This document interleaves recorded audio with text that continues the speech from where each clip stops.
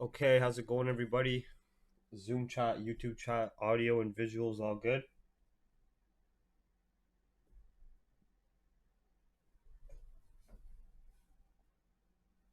Any new private members, if you guys are asking questions in the Zoom chat and you haven't watched the educational webinars, you will not be getting an answer and you'll be getting removed out of the private Zoom session until you watch those webinars.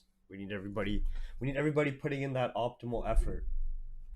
I just want to get a sound check and a visual check before we jump into it.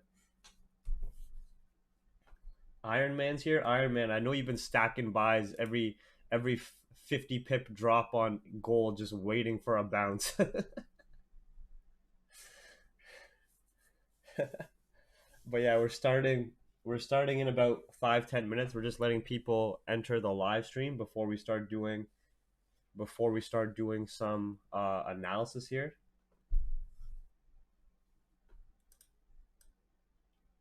We're going to be doing analysis on GJ, GU, gold, US30, and Euro USD as well.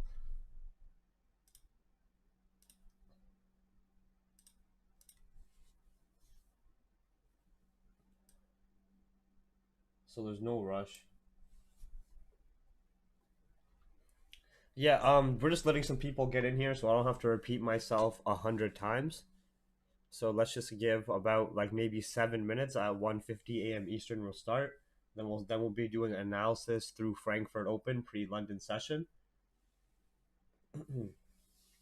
and we'll be looking for potential trade ideas across gold, GJ, GU, US30, and Euro USD. While also looking at investor behavior and market sentiment.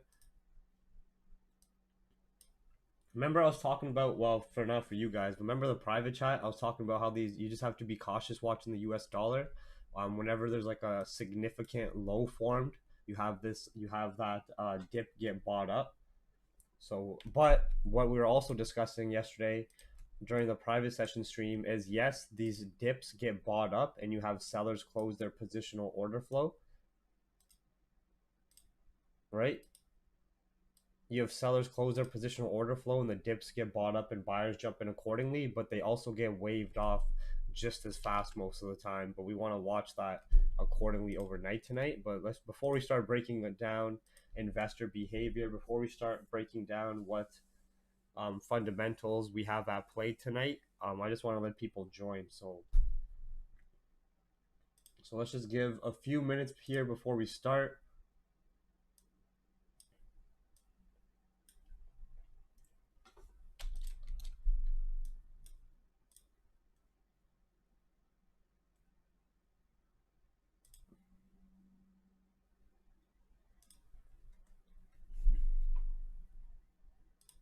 Yeah, tonight, as per economic data, at 3:55 a.m. Eastern, we have the German manufacturing.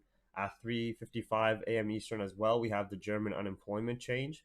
At 4:30 a.m. Eastern, we have the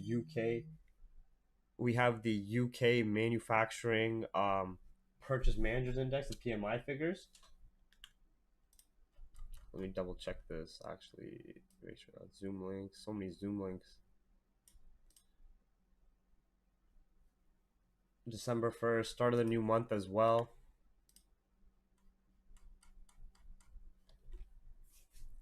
And then at 5 a.m. Eastern, we have the Eurozone Consumer Price Index, as well as Christine Lagarde speaking as well. We do have a lot of economic data through New York session as well, but we're just primarily focusing on what we have going on through London and Euro session, how we could use that potentially in our favor to execute on trades as well.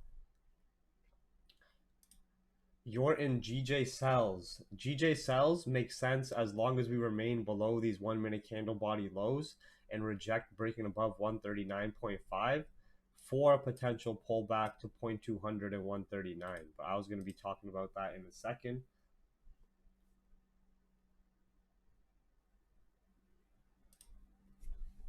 I'm just letting people enter here before we start so we can start breaking down analysis and trade ideas. But yeah, as per GJ sells, I was also looking at potential scalps on GJ as long as for the pre-London candle, we retest possibly 139, failed to break above, and then come back below these 1 minute candle body lows, and then extend that trade from 4 or 5 down to 0.200 and potentially down to like 139 flat, just to get a pullback and some exhaustion. But we're gonna keep an eye on that, and we're gonna be doing some more deeper analysis shortly. Let's just let people jump in here so nobody's asking repeat questions 100 times.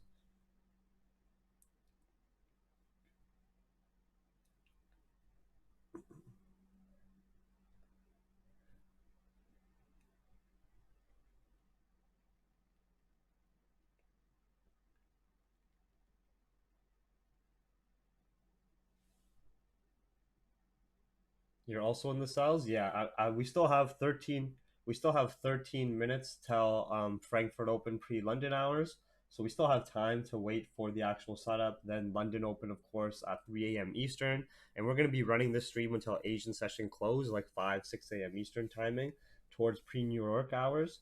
So we're primarily going to start with our analysis across these pairs, look at the intraday market structure, price action, start zooming in on the lower time frame, what fundamentals are impacting these currencies we are trading, or precious metals or index, whether it's US30 or gold, and then create some probable trade ideas that we will patiently wait to execute on if we get the confirms throughout the session. Okay, so we primarily pre-plan trades, have a main bias that of course can shift at any time throughout the night. If we have a shift in fundamental catalyst, a shift in price action, then we adapt to those changes, but we primarily pre-plan our trades. So when we see that planning start to come to light and we see what the confirms we need as per price action, market structure, fundamentals, we have more confidence to execute on that as well. Okay,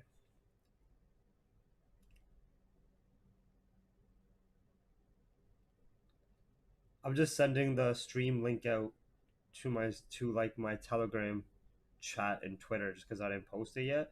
And then we're just gonna give like 5 minutes here, and we'll be properly starting. Everybody, make sure you go get your coffee, your energy drink, your pre-workout, your cocaine, whatever you use to stay up through the night for London session.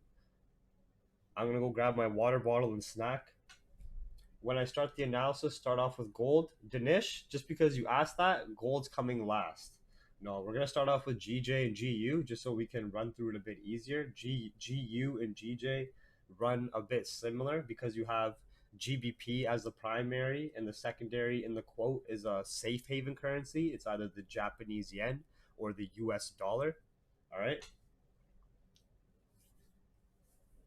Whatever floats your guys' boat, whatever helps you guys stay emotionally neutral and calm. Don't actually go grab cocaine. I don't imagine some people have like a cocaine problem and they just got instigated by me. All right, so right now it is 1:50 a.m. Eastern. At 1:55 a.m. Eastern, we will be starting the analysis.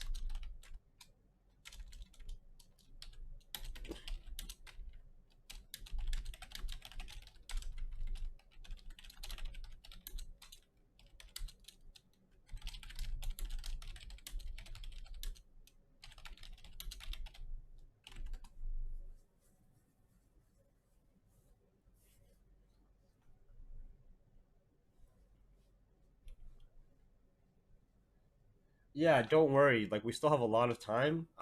I just hate when, because usually we'll get about 400 people watching, maybe 500 people watching by the time that like a London session actually starts up. And I hate those people that like come in after we've already planned the trades, after we've given the analysis, and they just ask the same questions. So I just like to wait that 5-10 minutes when we start to make sure as many people get in here as possible, or the people who are actually putting in effort and really want to learn. They're usually here at the start of the streams, because at the start of the streams, that first 30 minutes to an hour is our planning period. That's our analysis and planning time, right? The people who come right at London Open or in the middle of London session, those are the refugees. Those are like the gulaggers, the refugees, the scavengers, the vultures. Those are the lower IQ people who are just coming like GJ up, gold down, buy, sell, and they come in like fucking fiends. They come in like crackheads. Like I'm being dead serious. It's different. It's really different. So for the 200 people that come in right at the start of the stream and they understand how it works, those are the people who are primarily putting in effort. They want to learn. They want to follow the concepts taught. They want to understand the analysis. I'm being dead serious. They have the patience. But the people who come in at actual like London session open or come in the middle of London, they're just itching. Exactly, Fahad. They're just itching for pips. They're like crackheads. They're like market crackheads. Is the volume okay on my mic? Somebody's saying increase your volume. Fucking volume. Is the volume okay?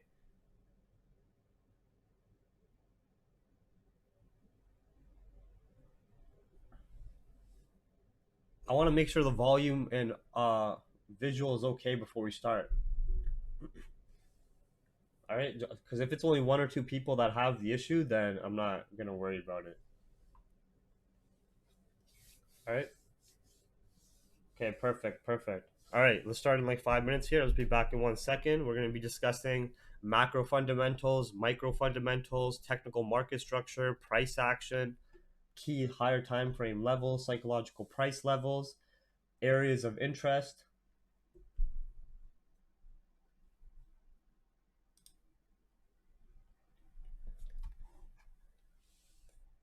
For the people who are saying it's low, if you are the minority group saying it's low, usually nobody cares about the minority group. Everybody cares about the majority. So you're going to have to increase your volume in your headset. That's just how life works, you know?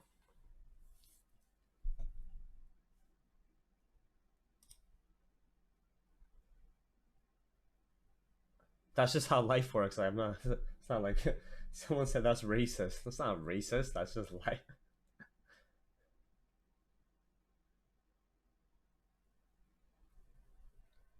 Okay, for those of you before we start, for those of you who are new to the stream, on the left side of your screen here, are real time streaming headlines. These are the, as you can say, micro fundamentals that we will be observing overnight, where we can watch anything that is reactive, such as political speakers throughout the night, anything regarding vaccine talks, regarding Brexit talks, regarding other political issues. If we have any of those headlines come up overnight that can impact the currency we are trading, impact the stock market, impact gold, you will see that to the left side of your screen. We will also be watching these economic data report releases live. This is also a micro impact, but this is how micro impacts can turn into macro. So when we have these headlines come up, if it's a high impact headline, of course it's going to have a micro impact and an initial impact on investor behavior and the price in front of us of the currencies we are trading, depending on what the headline is. Let's just say the headline is a Brexit headline and we're trading GBP. And I don't want to jinx it, but let's just say they really come towards progress in Brexit and are really finalizing initial terms around a deal and giving Ireland their space, whatever, yada, yada. Let's just say there's a lot of optimism. We're going to get that headline in here and notice the initial impulsive impact from that micro headline. But if it is long standing enough, it can turn into a macro impact that could possibly have a positive impact on GBP pairs in UK's economy for a period of days or weeks, right? Very similar to like these vaccine talks.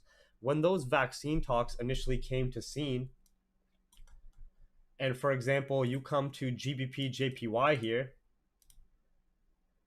this move up, don't mind all the writing and stuff like that. We're gonna talk about that.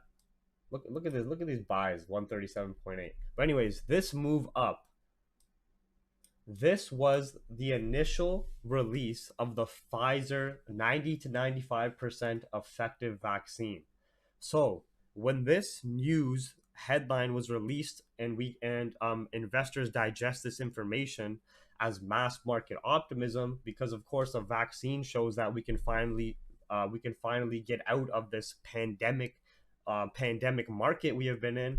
This mass market optimism deflated and decreased the strength of safe haven currencies, the safe haven currency basket being Japanese yen, the US dollar, the Swiss franc, right?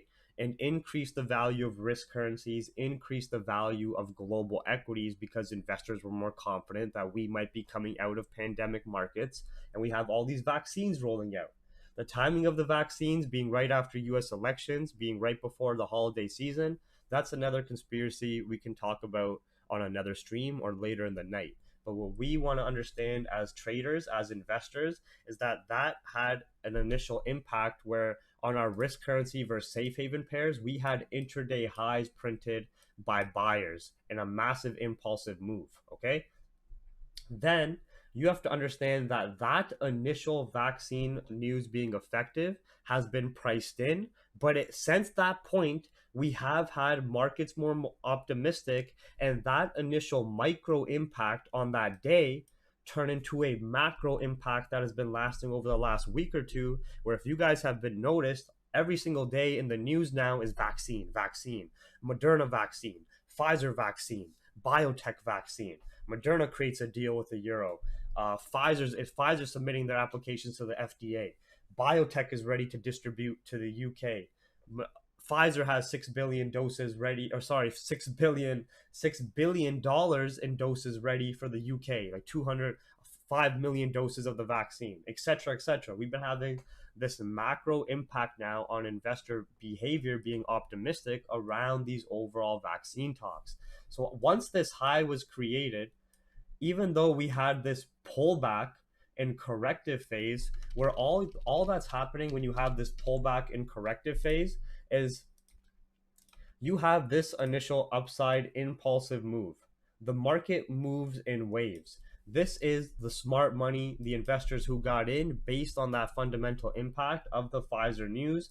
And overall, GJ is quite bullish since the COVID crash. Ever since we had the COVID crash,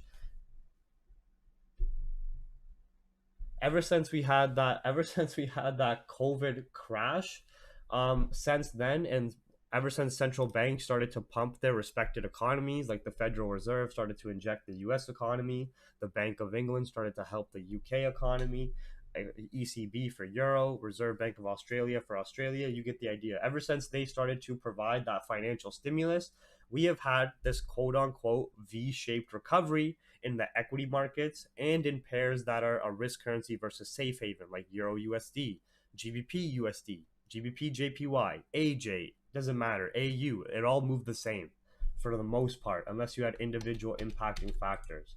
Okay, so we can clearly see on the intraday that we have potential to revisit these 142 highs, because from this peaked point, we've been in this bullish market structure, and every pullback leads to a new high created by buyers.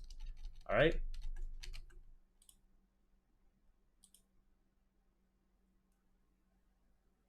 So now, when we had this impulsive move, strength in the risk currencies, weakness in our safe haven currency basket, US dollar has been extremely bearish. Japanese yen on the higher time frames, bearish.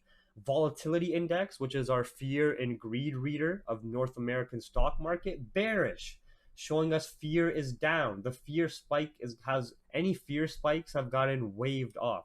Just like any upside on the US dollar is just sellers closing off their orders, buyers jumping in to relieve them out of the market, and then continuing down, then continuing the way down, right? So when we have this, and you have this initial upside move, this reaction is just a pullback and correction. So what happens is when you have a new high peaked after an impulsive move, buyers close off their positions, and for the buyers to exit the market, sellers have to jump in accordingly. Okay, in our modern day, this transaction, and I always like to explain this, even though I repeat myself a lot, because we have to understand that the market is just money moving from hand to hand, buyers and sellers, money moving from buyers to sellers, and that's what moves the market. It's those transactions between buyers and sellers. So if you can simplify the markets to understand buyers versus sellers strength and have different technical and fundamental concepts to support that, it's very, very useful. So when you have this massive upside move, 200, 300 plus pips, almost 400 plus pips, those buyers from these lows who have made mass amounts of money, because you have to remember every single candle, whether it's a 1 minute candle or a 1 hour candle, holds trillions, billions to trillions of dollars of liquidity, right? Traders from around the world, institutions, machines, banks, a lot of it's automated, but these transactions are happening every second. When you close a position, whether it's in profit or loss, and you get exit out of the market and it says, okay, position closed, what's happening behind the scenes is somebody else is picking up the opposite of your order. If you had a sell and you're closing it, somebody's picking up a buy, right? And it's just so fast because of all the liquidity, of all the people involved in the market, of all the machines trading every single second, every single day, that transaction is just instantaneous to our eye. But that's really essentially, in simple terms, what's happening behind the scenes. So when you have an impulsive move, you have impulsive moves in corrective stages. The corrective stages happen in two forms. People notice two forms of the corrective stage technically. Either you have an impulsive move, then a consolidation stage to generate liquidity and order flow, where that consolidation stage does not break bullish structure. Like we're talking about like upside impulsive move right now, for example, like talking about GJ. What the hell is this thing? Right? So you either have the initial impulsive move, then a consolidation phase to generate order flow liquidity, and another impulsive break to the upside, or you get an impulsive move, a 50% correction and pullback to generate more order flow and get buyers back in the market from better prices, and then a continued move to at least revisit that high or break into a new high. But the transaction between buyers and sellers is exactly like we're talking about. So here, and this is exactly what a Fibonacci retracement tool concept is based on: impulsive and corrective moves based on around like a 50% corrective point. So here, from this low where we had some liquidity generating its consolidation, we had about roughly a 500 pip upside move on GJ. We can almost say 515 to like 550 if you really want to go from the very low to about a two. Oh, sorry, what the hell is this? To about a 300 pip correction that also lined up with revisiting previous daily highs and failing to break overall bullish market structure. Where the fuck's my pen? There we go. My yellow pen. So this was a corrective stage, a pullback that retested previous daily highs, did almost a 50% correction of the impulsive upside move, created a support and failed to break. And once we had buyers jump in from those better price points, we had that extension up to 139.5. All right. So now with the mass, if you guys can see these key fundamental points, we have mass vaccine talks globally. We have optimism coming around the holiday season to keep consumer morale and consumers' confidence high. So even though everybody's been feeling so dark and gloomy with the winter, there's a real economic and scientific fact that consumer spending besides Christmas season usually decreases in the winter with the weather, with the how the sunlight goes down, with how the sun goes down faster. People are more depressed in the winter. Consumer morale and confidence, besides Christmas spending, is usually down in the winter times. So now imagine that winter depression alongside these pandemic markets. You can see there's been a lot of vaccine talks. You can see a lot of people, a lot of politicians around the world have been trying to stress the optimism around a potential solution by Christmas, around a vaccine by Christmas. So we've seen more optimism around Brexit talks short term. We've seen more optimism with politicians and central banks coming towards the holiday season to keep consumer spending and morale high. We've seen mass amounts of vaccine talks. We've seen mass amounts of vaccine talks from every single country, right? So we have to understand that markets are primarily optimistic. Our main bias, when I just explained to you guys the intraday and higher time frames here on GJ, is clearly bullish. Okay, that's the first thing. That's the first thing I just wanted to discuss there. So on the intraday time frames, on the higher time frames, GJ is still quite bullish, even if GJ did an aggressive pullback to 136.5. Yes, as intraday traders, as scalpers, we can play. Yes, as intraday traders and scalpers, we can play that pullback phase, but primarily we are still bullish on GJ. And now we just want to start zooming in on some lower time frame microstructure. So now when we're coming here and we're looking more on the hourly, we're not as zoomed out. We can see that there is a lot of price sensitivity in the way here as we approach like 138.800 ppl. These red zones in between these higher time frame historical price points, the white lines, they are price points based on the fiscal year, quarterly period, as well as 1 month period. Okay, the reason these higher time frame historical price points are based on those time frames is because in the real world, in the real business world, in the economic world, the remove the oh yeah sorry in the real economic world and business world, the fiscal year, the quarterly periods in the month, in the end of a month, start of a new month, have significance for banks and institutions. Okay, so now when we're looking at GJ, these white lines are those higher time frame historical price points based on that price information from the fiscal year, quarterly period, and 1 month period. These red markers in between these higher time frame key levels, they are what we call psychological price levels following the quarter point theory on GJ specifically, where it is 0.00, 0.200, 0.500, and 0.800, where you notice the lower time frame reactions the best. Okay, so an example of that, when we go down to the 1 minute time frame, you can notice that most pullbacks and retests or continuations, either a support and even rejections, when you have a pullback, the primary reactions are at these price points. Okay, so now it is currently pre-London hours, Frankfurt Open. GJ intraday, higher time frame and lower time frame structure is bullish. Fundamentals, investor behavior is optimistic. Our safe haven currencies like the US dollar, the Japanese yen, our fear and greed indicator like the volatility index are bearish.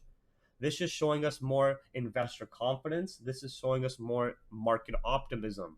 What can also support that idea is global equities, even though global equities may be giving some exhaustion from their highs, just because we have to also keep in mind it's the start of a fresh new month and we have new monthly candles also opening, which can just be generating liquidity, setting up their order flow for the rest of December. But regardless of that, even though global equities showed some minor exhaustion, ever since the COVID crash, they have been primarily bullish with the support of their respected central banks, like we were talking about.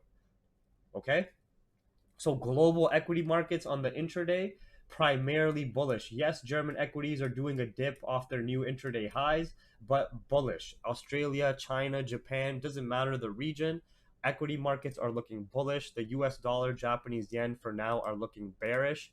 Our primary bias on GJ is buys. Okay, what we are looking for the next 30-minute candle or for London Open, as we still have 50 minutes until actual London Open, is either a pullback and retest to key level 139.500, where you can see I wasn't really paying attention. We had this very fast break and retest here for the scalp play to the upside,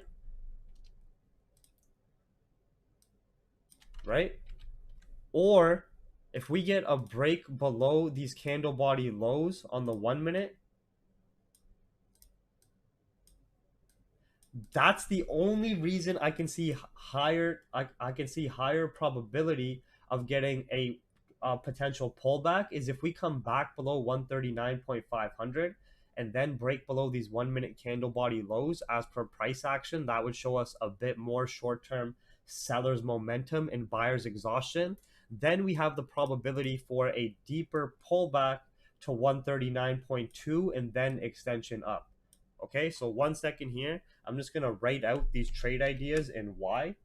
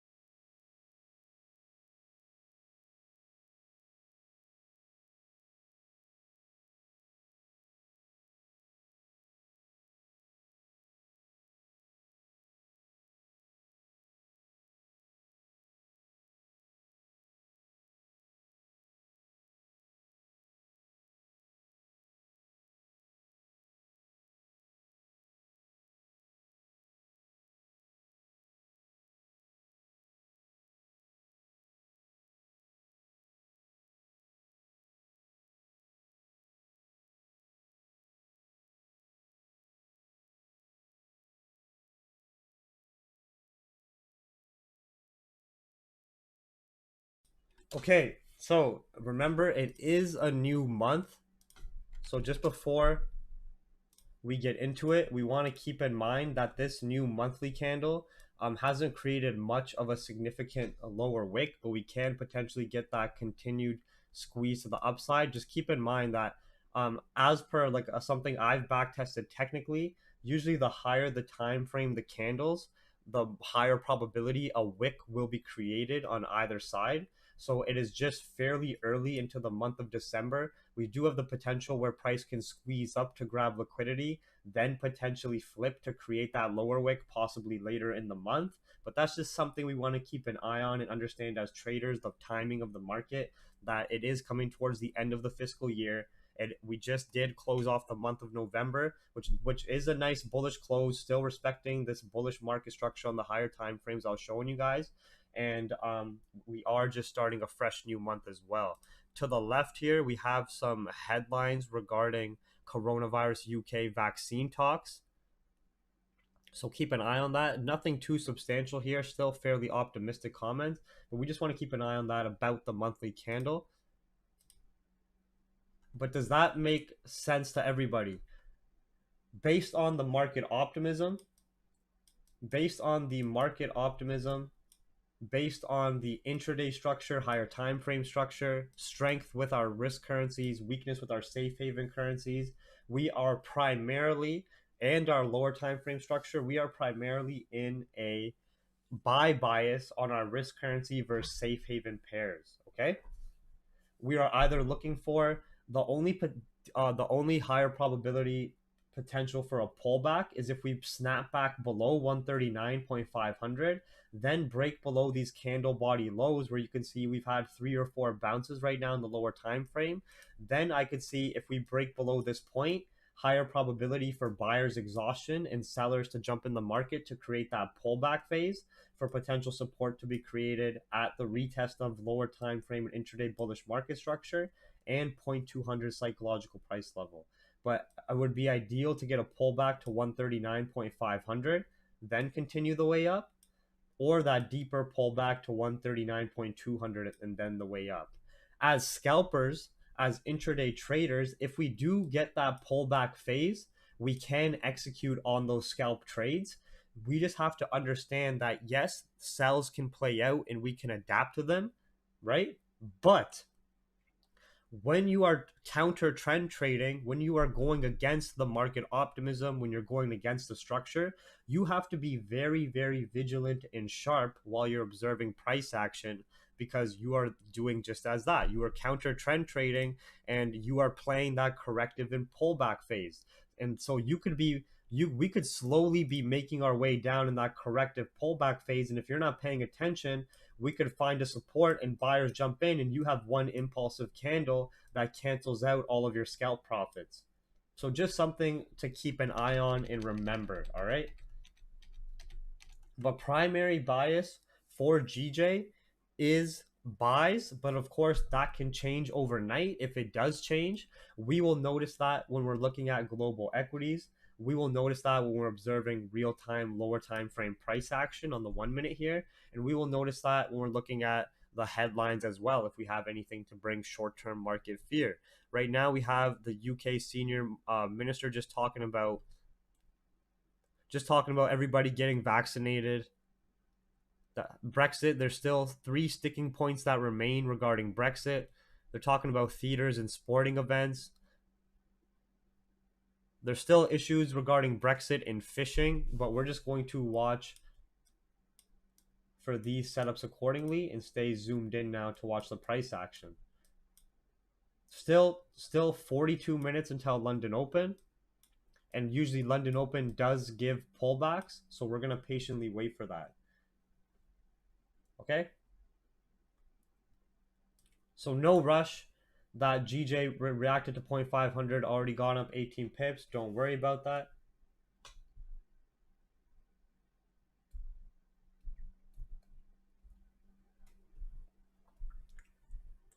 Yeah, Alvarez. Even if it's a very small wick, if you just do like a quick back test across different pairs and look at like the weekly, monthly, even the daily candles, you're gonna find a probability of every time you do a 10 candle count, the majority of them, 8 out of 10 times, creates a wick.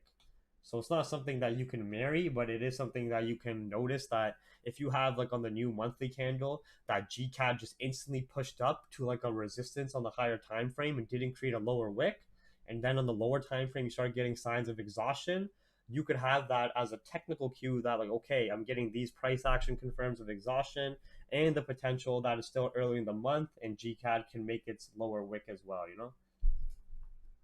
You already bought GJ up here. There's still no rush, David. I know you like to take impulsive entries, but we're still prime, like we're in our buy bias, but we're still going to be patiently waiting as it's not even London Open yet. So don't worry about it.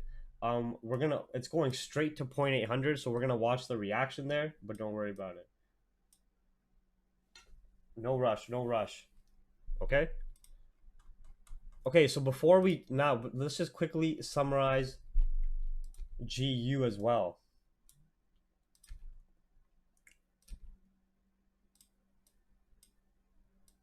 I'm not gonna look at GU on the 4-hour or higher time frames charts because it is exactly the same market structure on the higher time frames as GJ, because you have GBP as the primary and the secondary in the quote is of course a safe haven currency, this just being the US dollar, and you're even seeing on the lower time frame very similar moves as well.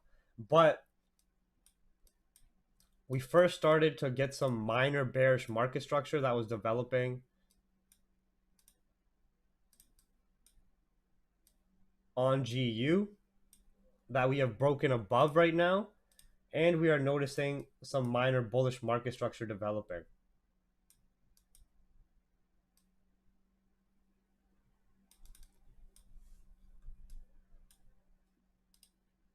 And a lot of reaction at these previous price sensitivity areas.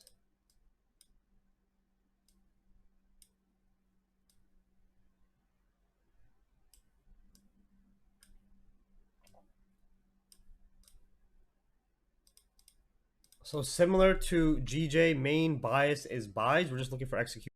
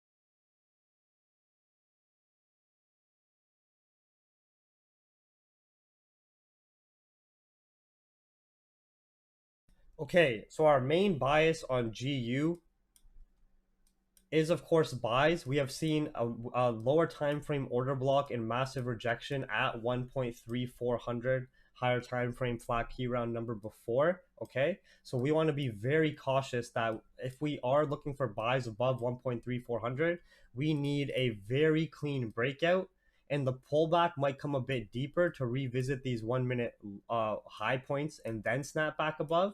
But we would need a very clean breakout out of 1.3400. We're going to watch that accordingly. Otherwise, for London Open, I'm looking for a potential pullback to retest this lower time frame bullish market structure that has been respected for a last period of a few hours now. So that would also be ideal. I would only be looking for safe sells.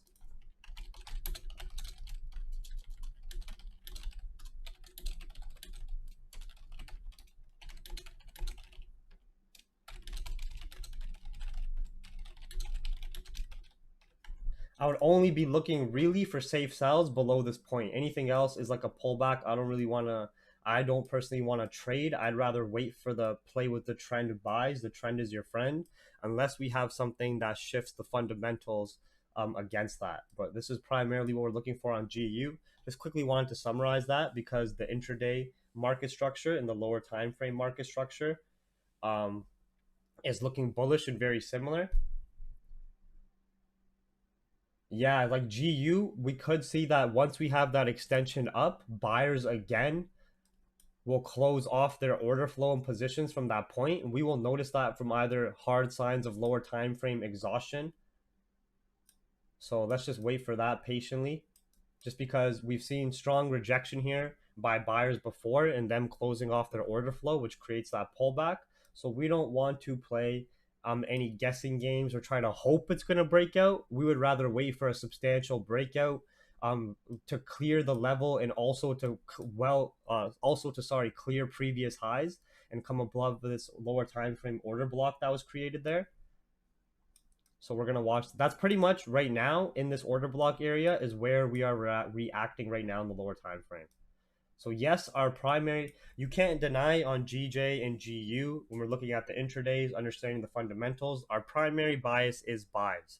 Can this change overnight? Of course, but we like to come in with confidence and create a bias, do our analysis and map out our trade ideas ahead of time. If anything changes that, we can adapt to it and react to it in real time as well.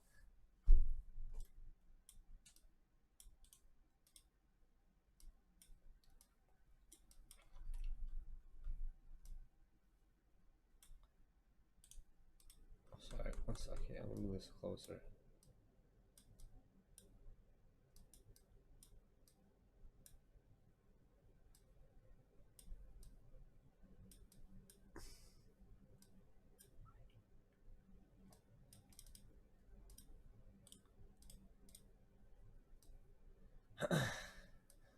So we're just gonna watch that price action accordingly.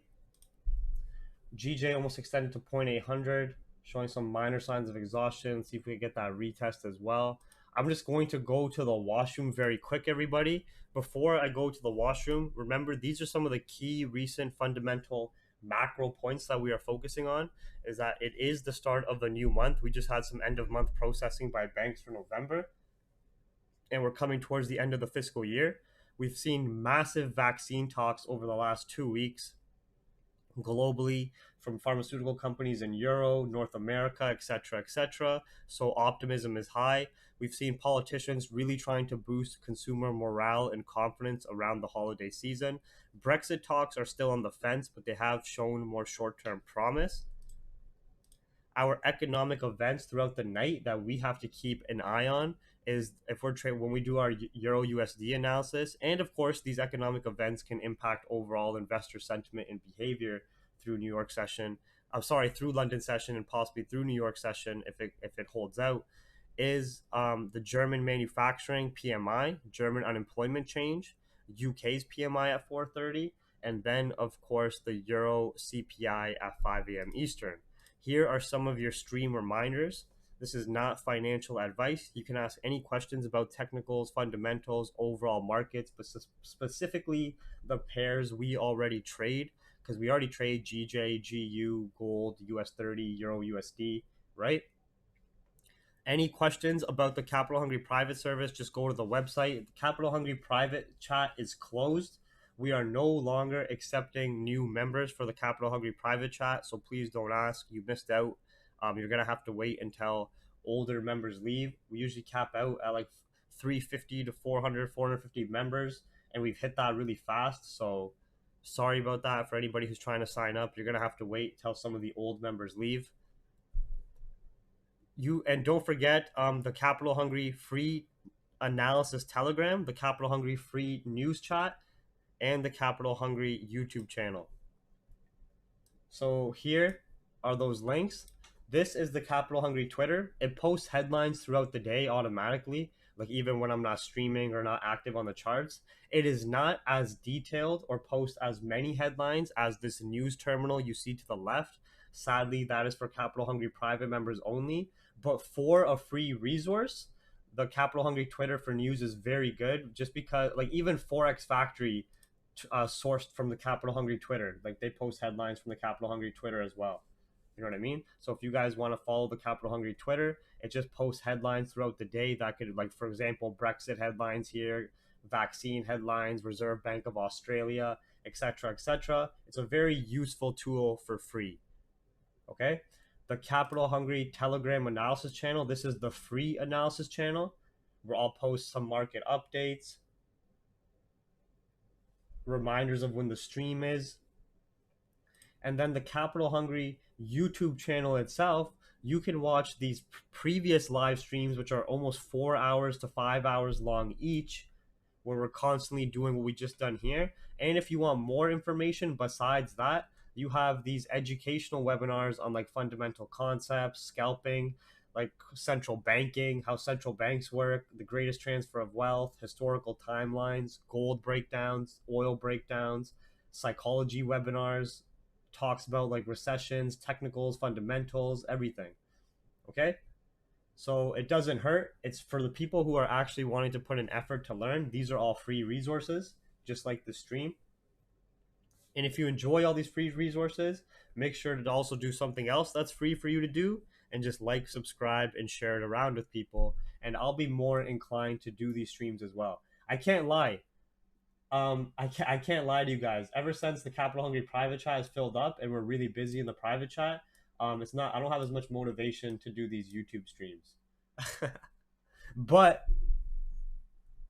I do enjoy talking to the YouTube audience.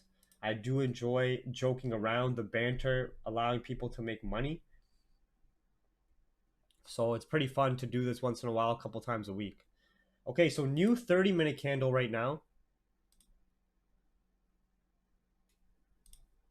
New 30-minute candle just opened up. It would have, it's already created a lower wick. It would have been ideal if it pushed down just 5 more pips for a 0.500 retest, but we still have time. We still have time until London Open.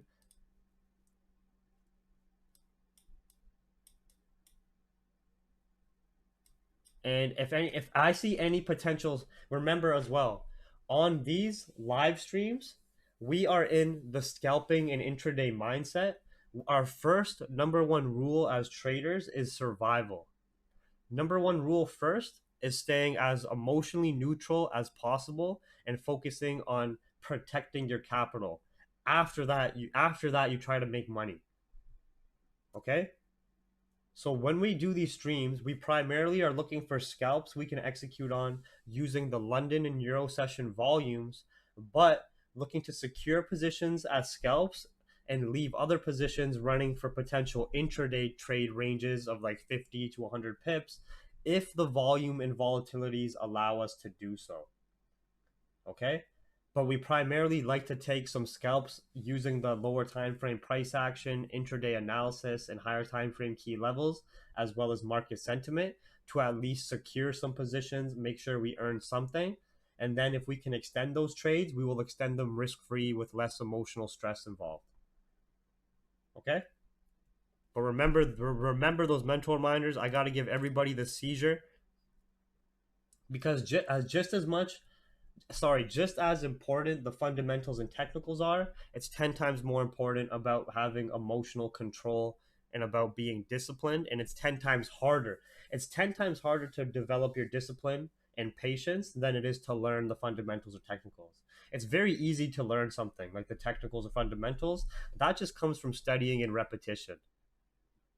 Like honestly, even for the people who aren't well versed on fundamentals or technicals, don't be afraid of it. It's very easy to learn something if you put the effort in. But to change your bad behavioral patterns, to change how you have been programmed from a young age, your emotions, that is extremely hard. That's a whole nother beast. Okay? So keep your mental reminders in mind. Stay smart, follow your trading plan, follow your risk management plan, focus on your long term vision, not short term satisfaction, and keep emotions out and avoid crashing your account. Okay, so before I go to the washroom, we're just going to do our gold analysis.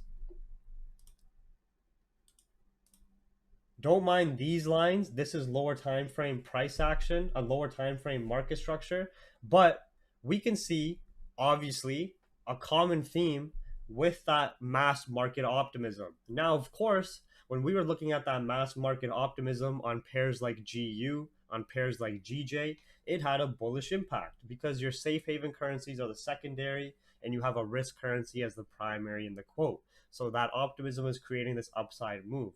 But on a precious metal, which this precious metal gold is a safe haven, you're going to have the opposite impact when you have these mass vaccine talks and this mass market optimism. So now another thing I always like to review on gold is you can see here this was the 2008 financial crash. If you guys remember it, hopefully you guys have back tested it before. It's something all traders should be aware of because it didn't just impact the stock market, it impacted the entire financial market. Okay? The 2008 financial crash in the US specifically brought mass market fear and uncertainty around the US economy, even global economies. And you had this inflation in gold price until all time highs were peaked. And then just as the market moves in waves, you have after an impulsive move, after a trend, a corrective phase or a pullback. You can see after gold had this impulsive bullish run that we started to enter a $200 an ounce consolidation phase.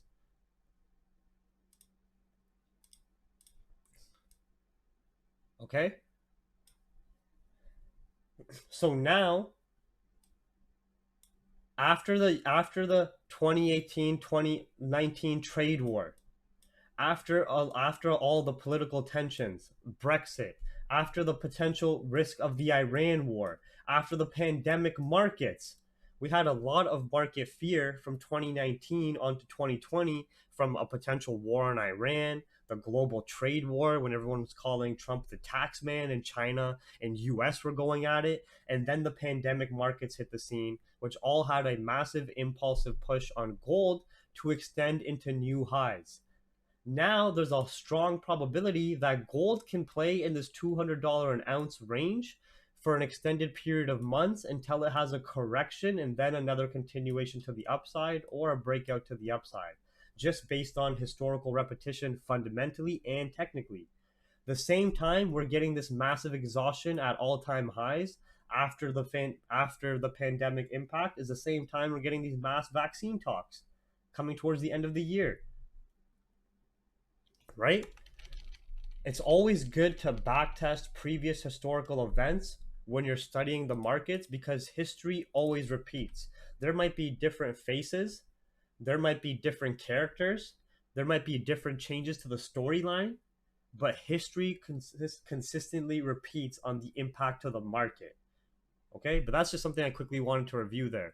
Now, when we go to gold on like the hourly chart, we can clearly see that that mass market optimism has created this bearish trend where you have sellers impulsive moves and corrective buyers phases. Sellers impulsive moves, corrective buyer phases. Seller impulsive moves. So now understanding that very simply after peaking new lows at 1764 yesterday in the private chat, we started taking advantage of gold corrective buys because yes, gold is very bearish. Yes, there's that mass market optimism, but the market moves in waves. There has been a new low created, there is high probability for gold to run its corrective pullback phase to retest this order block on the intraday, as well as retest bearish market structure around 1812, and then have another seller's impulsive move if we still have that continued optimism and more vaccine talks through December and the holiday season. All right.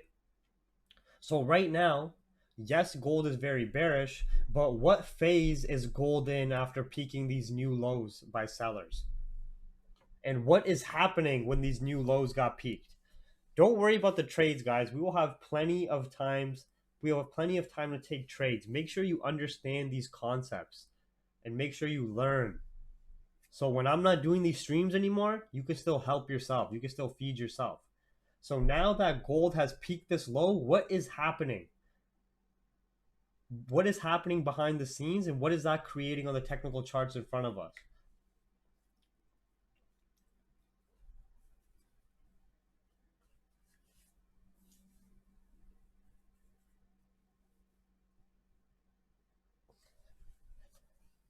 Okay, everybody. Okay, correct. Pullback, corrective stage. But what is happening behind the scenes?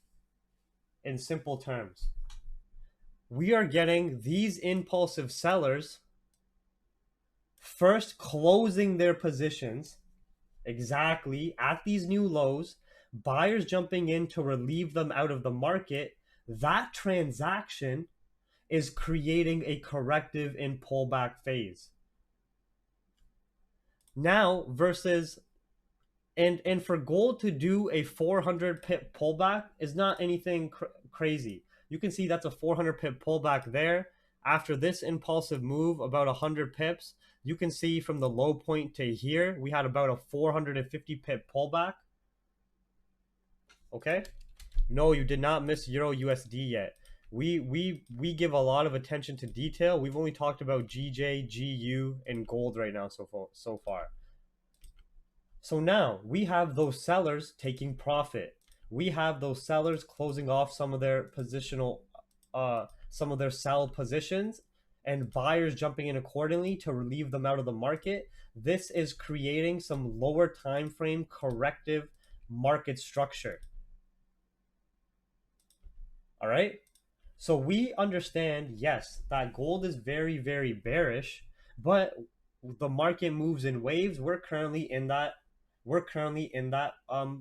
pullback stage, right? With potential that if we continue to respect this lower time frame bullish market structure, we could have a pullback right to retest this order block and this bearish structure, then the next seller's impulsive move down. Okay, so now let's zoom in to the lower time frames where we can notice buyers and sellers reaction the best. So you can see that we had this lower time frame bearish market structure being nicely respected until we hit these low points at 1764, which 1764 is a retest of previous all-time historical highs, candle bodies, when we were looking at 2008 financial crash, and a historical price point, a higher time frame key price point.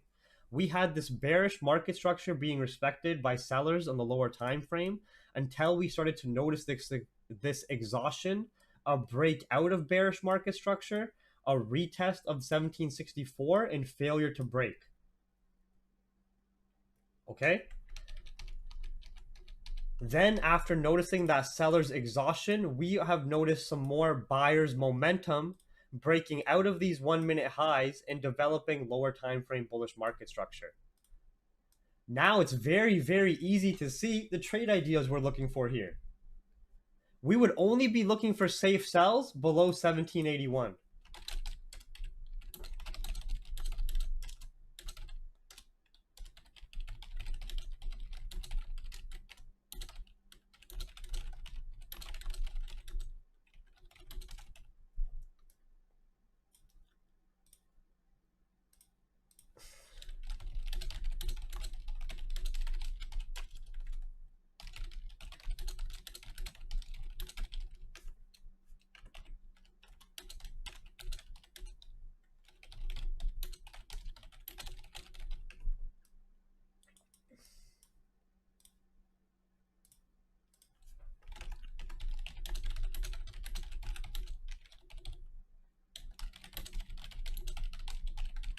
All right. So does that make sense for everybody on gold when we broke down the higher time frames, the intradays? Yes, it's clear to see that gold is bearish, but it is in its corrective stage. We're going to play that corrective stage unless we get a shift in the lower time frame market structure to show us that sellers are back in the market. Okay? Now I really got to go to the washroom. And we're going to just keep it on GJ here where we're still looking for a potential pullback, but now I really got to go.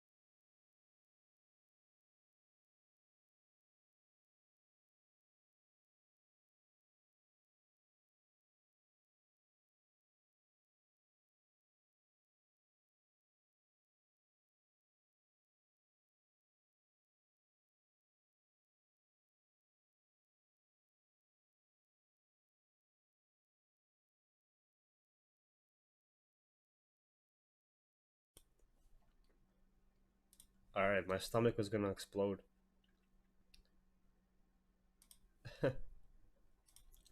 Okay, so we have 10 minutes until London Open. We're still waiting for these potential trade ideas. We would adapt, of course, if London just snaps up, like does a minor pullback, breaks above 0.800. We will adapt to take buys above 0.800. But I only like to execute at either the psychological price levels or the higher time frame key levels. I don't personally like to execute at random price points. Just some rules I have around my trading. Same idea stand for GU, where we have to watch how it reacts at 1.34 again. Otherwise, it would be ideal to get a pullback to retest the lower time frame bullish market structure and continue up. Gold is breaking out of 1789, but again, best just to wait for London Open. 10 more minutes now, 9 more minutes to actual London Open, where that could give us that pullback.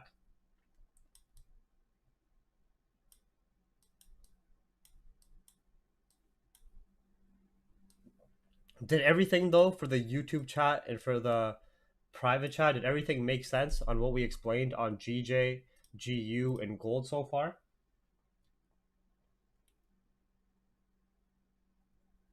Just so I could jump on, just so we can move on to US30 and Euro USD analysis. And then we're just going to be waiting for these trade ideas to develop and reacting to price action in the real time to see if we can adapt to any other trades. All right. Okay, so US30 now. I'm not doing NASDAQ analysis, but we're doing US30 instead. Similar idea. So obviously we understand that equities overall around the world are quite bullish. Sorry, I just want to keep the dollar here on like a 30-minute chart. Fad, remember I was telling you, you remember how the US dollar bounce I was talking about from the last stream? Remember how I was saying also gets waved off almost every time? Every time you have that spike, it gets like waved off or corrected. Almost every time. I just want to keep the US dollar on the intraday chart, the 30-minute chart, because I know that if the US dollar for London session extends down to revisit these lows, that's showing a lot of weakness in the safe haven currencies and showing more market optimism. And we have higher potential for Euro USD buys, GU buys, gold buys, and US30 buys. All right, so I just want to keep an eye on the dollar index standalone, as well as the Japanese yen on the intraday charts. Okay, now I am in a bullish bias on US30. The only thing is that the 30K flat psychological price level for investors has been an area where buyers close off their positions multiple times now. I do not want to get caught in an aggressive pullback, but we can notice that this is buyer side liquidity that is generating. The pullbacks are getting smaller and smaller when you look at the lows being created, and we do still have those optimistic markets. So at this point, on when we're looking at US30 on the intraday time frames, the safer buys would be a clean breakout above 30K.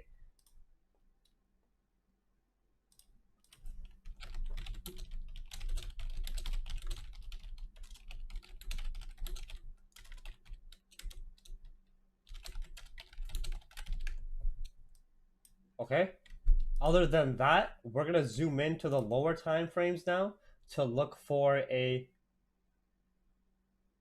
all of the white line levels, regardless what pair it is, regardless if it's US30, regardless if it's gold, all of the white lines are based on higher time frame historical price points, based on the yearly chart, quarterly chart, and 1 month chart, due to the fiscal year having significant due to the fiscal year having significance in the business and economic world, the quarterly periods having significance, and the start and end of months.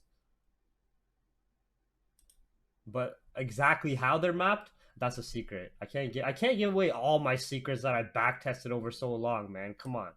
3 years of back testing and fucking losing and being depressed just to give it all away for free on YouTube. Fuck no. But I do help you guys a lot here anyways.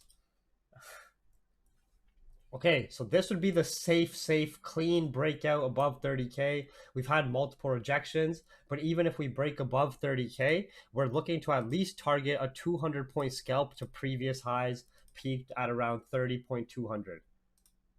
And then if we break above there, we're extending higher. Now I want to look at the lower time frame to see if we could get any areas where we could get a pullback to get better buys instead of waiting for a breakout of the high buys.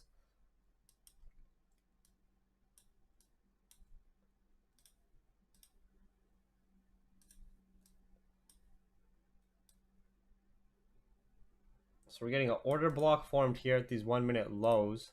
We can also see an order block and a lot of sensitivity here as well, and some minor bullish structure.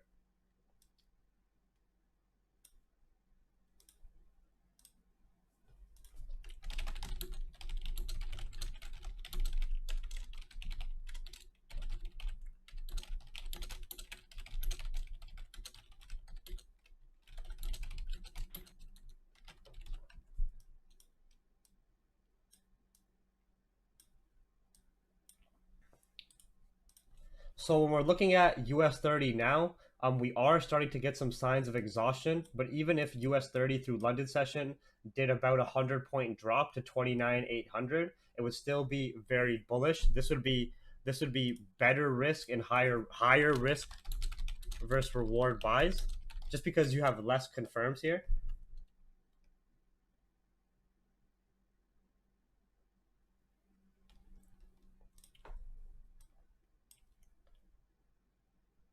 I personally only trade Tuesdays, Wednesdays, and Thursdays, but I am not actively trading in December because 1 second, we'll look at gold. I'm not actively trading in December because Vantage, my broker, just stopped supporting Canadian clients. So I'm using the month of December to test about 3 brokers right now, like Pacific Prime, Black Bull Markets, Owanda. So Vantage literally just stopped supporting Canadian clients by the end of November now. So now I'm just supporting. So sorry. Now I'm just testing about 3 broke. I use Vantage for my whole 3 years of trading. You could see all the trades over like the last year at least. In this capital hungry analysis channel. If you really went to the start of this channel, you could see like all the trades in here as well. But now I have to adjust to a new broker. So I'm trying like Blueberry Markets, Black Bull Markets, this Pacific Union broker, this US. A lot of brokers have contacted me as well for deals because I do these streams. So for me to advertise for them. So I honestly, I'm about the bag. So if some broker offers me some money to trade on their broker and advertise, like a monthly paycheck, I'm probably gonna take that. Let's be realistic. So I had 3 brokers message me to do that, but I want to make sure the broker themselves is actually good, like with withdrawals, deposits, customer service, so if, spread and everything, execution. Okay. So US30, either the higher risk, higher reward buys at a pullback or the breakout buys above 30K. I don't really want to play with this exhaustion right now. Yeah, the only thing with Owanda is the leverage change, right? GJ, 1 minute till London Open. I'm liking this exhaustion. Hopefully, we can get that hourly candle to wick down. Just be cautious that we had some price sensitivity just 5 pips below the key level. So we could get, if we do get that pullback, a retest of these 1 minute lows first and then snap back above 0.500. So keep an eye on that.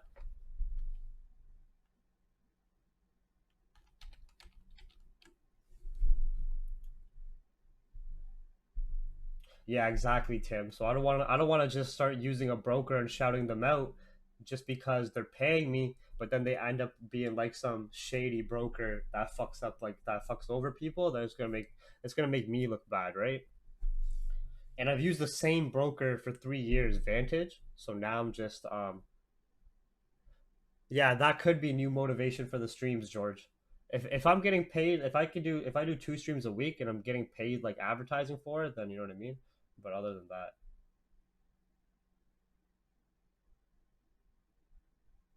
All right, so London Open right now. We just started London Open. 1 second into London Open. No rush. We're waiting for these confirms. Gold has had a nice breakout above 1789.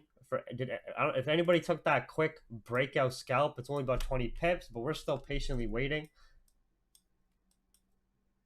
and we're gonna observe price action accordingly.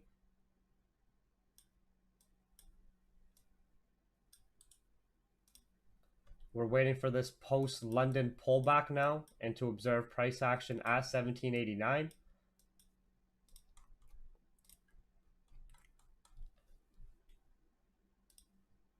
In about 55 minutes, we have the German economic data as well.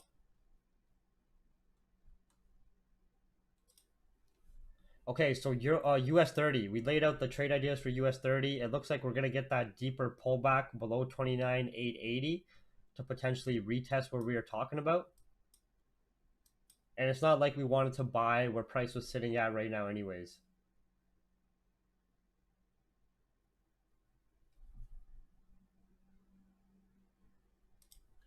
A lot of people messaging me to join the private Telegram is closed. I'm sorry. The private chat can come to the YouTube stream and tell you how amazing it is, but like there's a ton of forex services out there that you can join. There's probably an unlimited amount. But me, I'm closed. Getting that pullback for gold. I want to watch the reactions around these 1789 point. GJ as well. Hopefully, it looks like we might get that exhaustion down to 0.500 retest. No rush. If the trades don't play out, they don't play out. But if they do, they do. Okay, Euro USD. Last one here.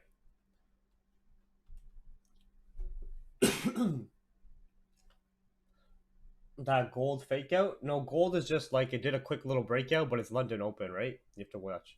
Okay, so US dollar is still primarily weak. We can see London Open right now might just grab some liquidity to the upside. Then hopefully, and for our sake of playing market optimism, we continue back down. Global equities are still holding quite solid. We're just starting to get some exhaustion from the highs, but like overall, still fairly bullish. When we're looking at headlines, we haven't had anything high impact as per the headlines. We just have some of the economic data reports we're going to be looking at after. So Euro USD, we can see that we had this beautiful buy move to previous highs at 1.1999, which is a historical price point. And then after this upside move, we saw buyers close off their positional order flow and get that pullback, right? With that pullback, we are still respecting lower time frame bullish market structure, as well as the US dollar is still quite bearish. So I see a lot of potential for us to go revisit that high at 1.990. It would just be ideal if we could get a lower time frame pullback to 1.94 to play those 50 to play like those 40-50 pips up. Or we're going to be looking at the lower time frame right now for retest points as well. 1 second here now. But primarily EU bias, with global equities being solid, specifically Euro stock market, short-term Brexit optimism, all of the vaccine talks around the world, these key fundamental points, don't forget. And global economic data has been starting to rebound and be a lot better as well. We are still in that Euro USD buy bias, in that Euro USD bullish bias. You can also see, if you zoom out, EU is extremely bullish. Even when EU has upside extended moves, then it enters a corrective stage and a consolidation stage. As long as that consolidation and corrective stage did not break previous lows and did not break bearish market structure, we continue up to the next following move, similar to what we've seen here. This is a very, very large higher time frame range in consolidation where we are overall bullish. And even though we had these aggressive pullbacks, we failed to break those previous lows or to test previous highs. And we still maintain this overall bullish market structure. We just had this period for an extended period of months now where liquidity was being generated in the markets on EU for a potential breakout to the upside.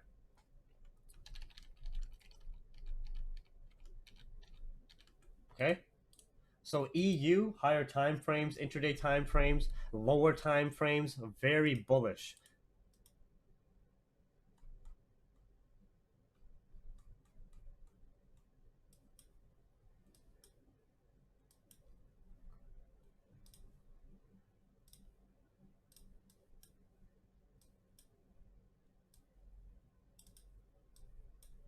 let's finish from this point.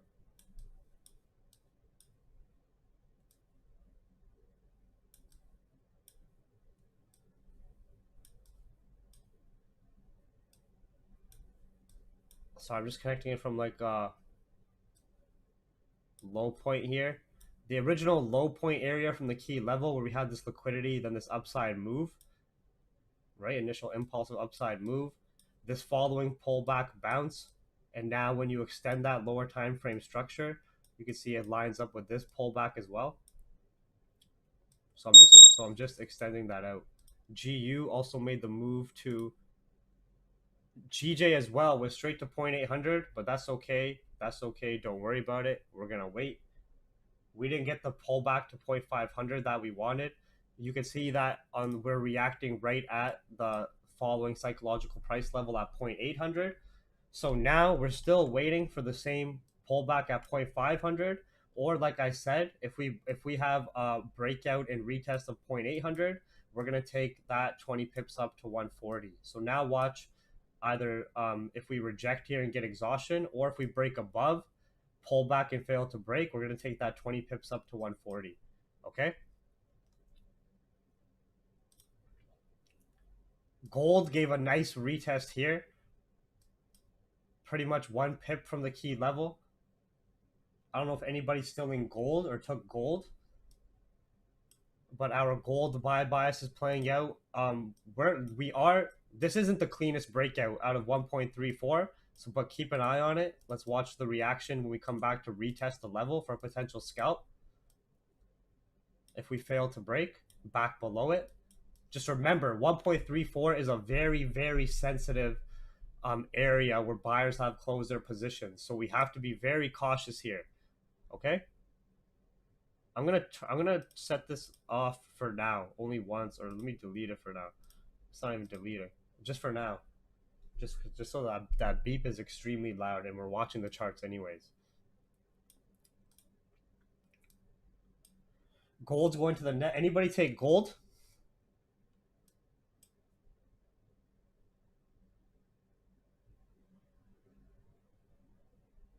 Mac, you got gold? Good job, Mac. That went straight 60 pips to the following key level.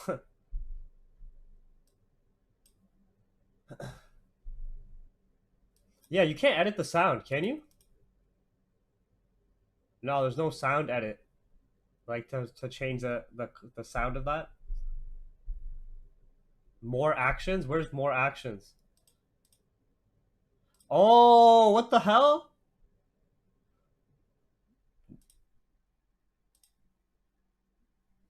Thank you. Thank you. Thank you. It's better to keep it annoying. All right, so you can see the reaction as well at 1795. But for anybody who took the breakout buys, even if you entered at this minor retest, you got 50 pips. Sorry about that, army boy. You might get another one if we hit gold right here.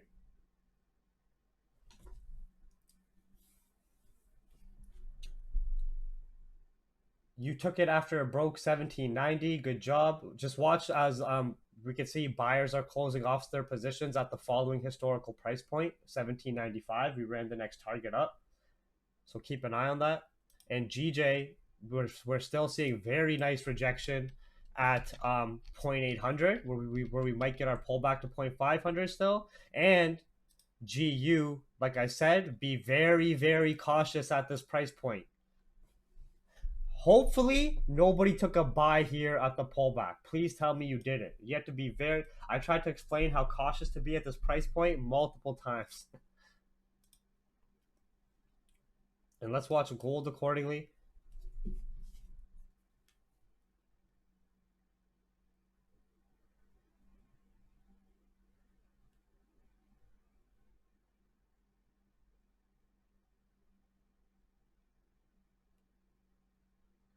But did the gold scalp make sense to everybody? Why we're playing that corrective structure?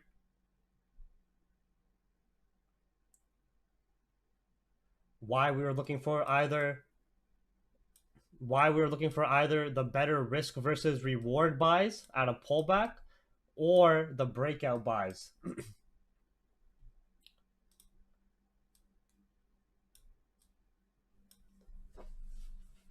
So you can see we had a breakout, multiple failures to break back below this initial at London Open, and then it pulled back. It pulled back. It came about like 3 pips from testing the key level on the dot.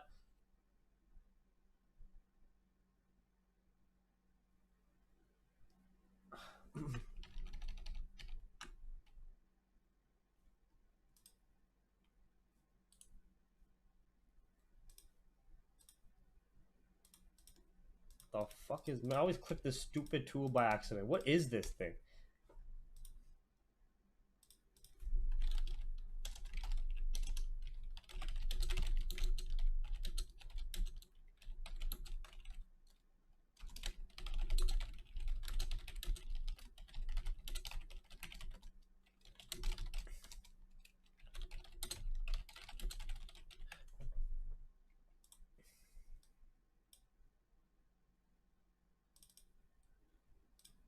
Just,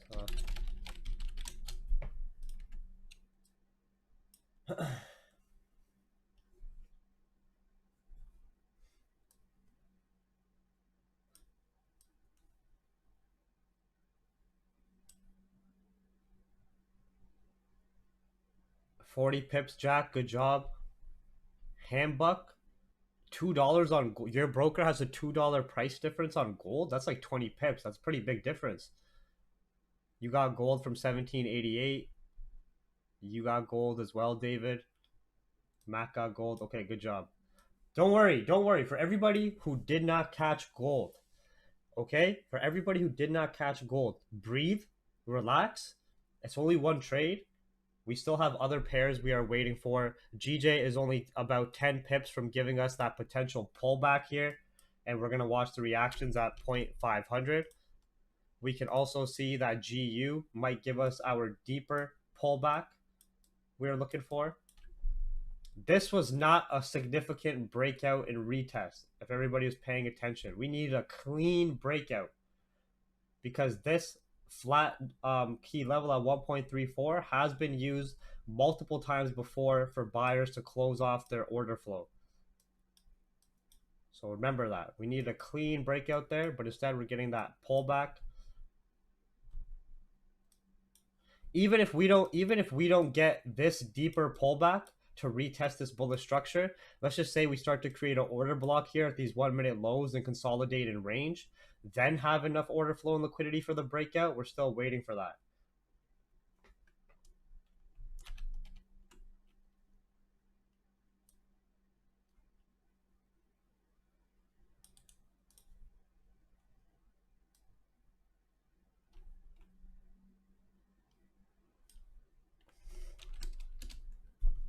What is this?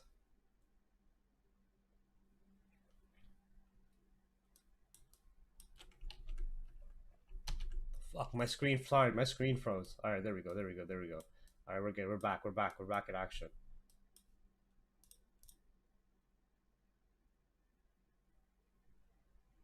Okay, no FOMO, no FOMO. No FOMO. That trade 1 is done. Okay, US30 is playing around. No trade setup on US30 just yet. Euro USD. I forgot to discuss this, but for Euro USD, if we could get a retest to 1.195 area around this bullish market structure and fail to break, buys up to the key level 1.99 and only safe buys above 1.99 break.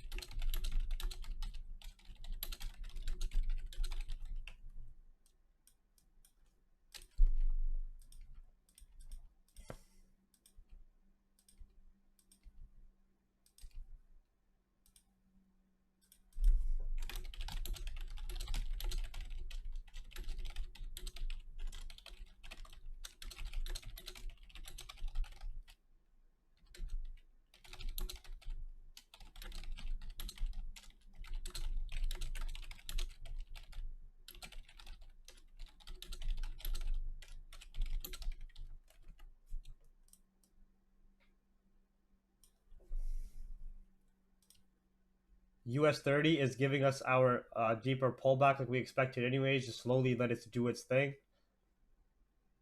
GJ is also 8 pips from giving us that 0.500 retest.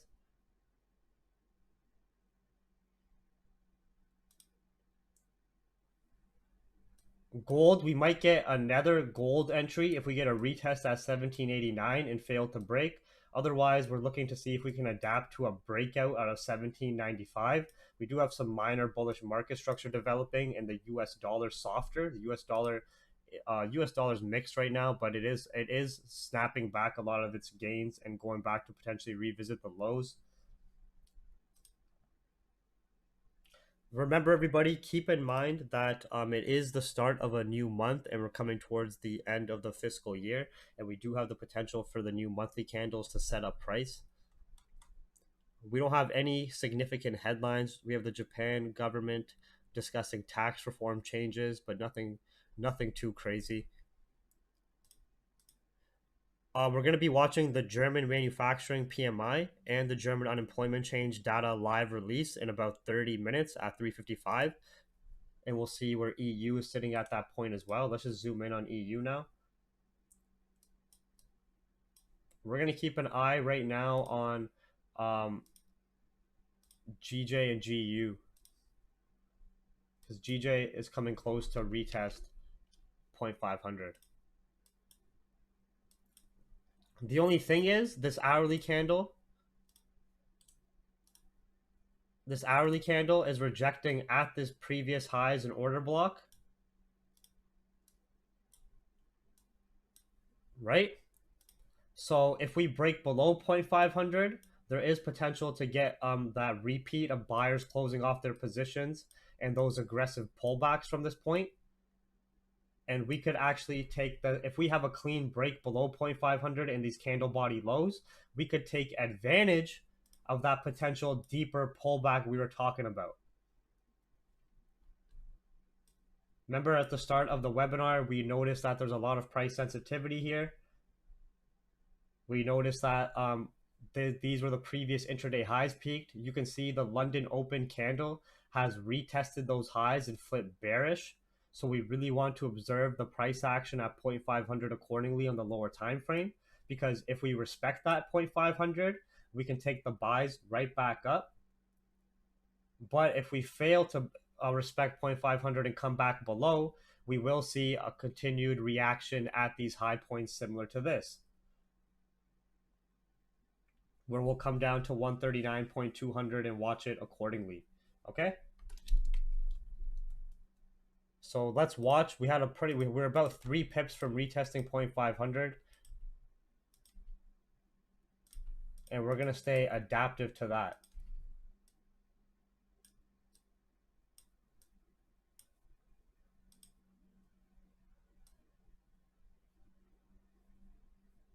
The options are that we do that pullback, higher risk, higher reward buys here. Safer buys, breakout of 0.800. Or we break below 0.500 and these 1 minute lows. We take that 20 pip sell scalp down to 139.200 for that pullback. We watch the reaction at the retest of 0.200 and bullish structure accordingly. Yo, Flux, maybe you should come here for the pre-London hours then when we're doing the analysis. Remember, yo, how many viewers do we have right now? 500? Did I not tell you guys my analysis of people is spot on? Did I not tell you guys we usually have half the number at the start of the stream when the analysis is actually going on, when we're breaking down the streams, and then the other retards show up right at London session? I told you. Now the primary low IQ people joined.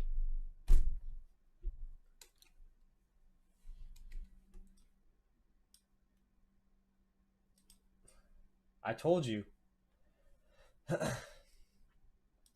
It's like we've been doing analysis. We've already been talking for like over an hour and a half. Right? We've already been talking, doing analysis and marking out trade ideas for an hour and a half. I'm just being honest with everybody. It shows the people, It shows the people's effort.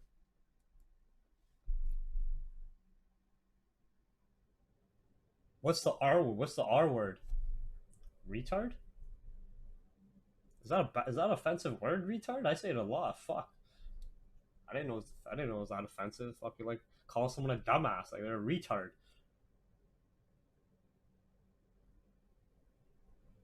What's offensive about that, bro? If you're fucking retarded, you're retarded. Why are you mad at me?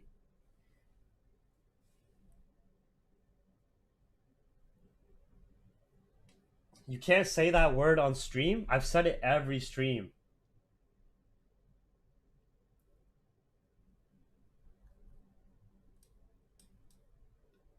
Damn, really? You can get in shit on YouTube for saying that word. No way, man. I see people say fuck. Bro, I can say whatever I want. It's my stream, man.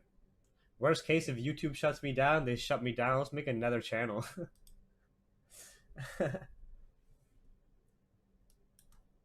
So now we can see we're starting to create. We're starting to on GU. See how on GU. See how on GU. Fuck, man, the stupid thing. See this point on GU where we just got this retest lines up with the previous 1 minute highs.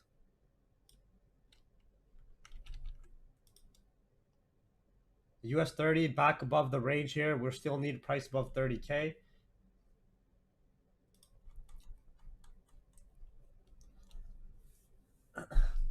Yeah, worst case, I'll just make another YouTube channel. They're not censoring me, bro. Fuck those YouTube retards. People mad at words. People angry at words. Imagine that. Imagine being angry at words or getting hurt by words. Like plug your ears. It's like people who cry about cyberbullying. It's like turn your computer screen off. Close your eyes and it's gone.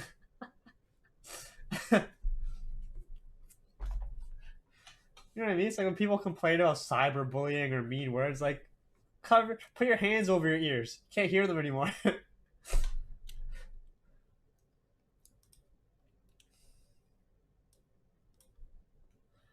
All right, everybody. Any questions about what we're looking for? We're gonna be looking at EU in 30 minutes.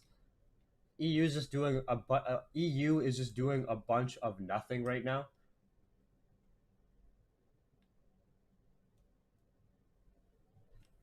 It looks like EU is waiting for that German data release in 30 minutes, and we also have new 30-minute candles in about 6 minutes.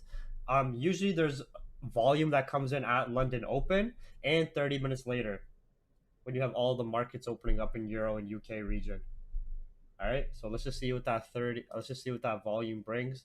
If we don't retest 0.500 and we validate this as liquidity in an order block and get a breakout above 0.800, we are still taking that 20 pip scalp to 0.800. It would just be ideal for us to get that pullback to execute on better risk versus reward buys to catch this whole piece of the pie there, right? But if we don't get that pullback to 0.500, maybe for the next 30-minute candle, and we break above 0.800, our buy bias is still valid, and we're going to take that 20 pip squeeze scalp to 140 and watch price action accordingly for those people who didn't get 0.500 entries. Okay? Don't forget your mental reminders. Let me give everybody a seizure quick. Everybody wake up. It's either early in the morning for you or late. Actually, it might be in the afternoon depending where you're from.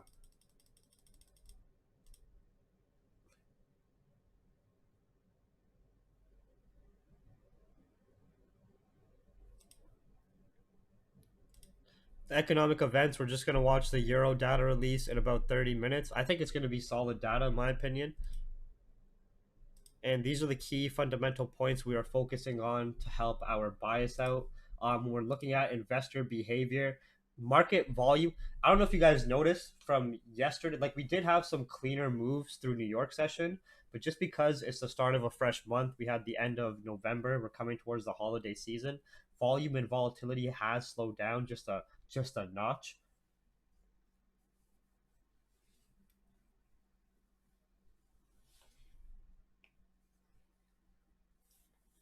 But markets are still looking optimistic when we can notice the US dollar is very bearish still. German DAX, German equities dip also got bought up. UK equities dip also got bought up. Global equities are looking more solid. Dow Jones dip also got bought up.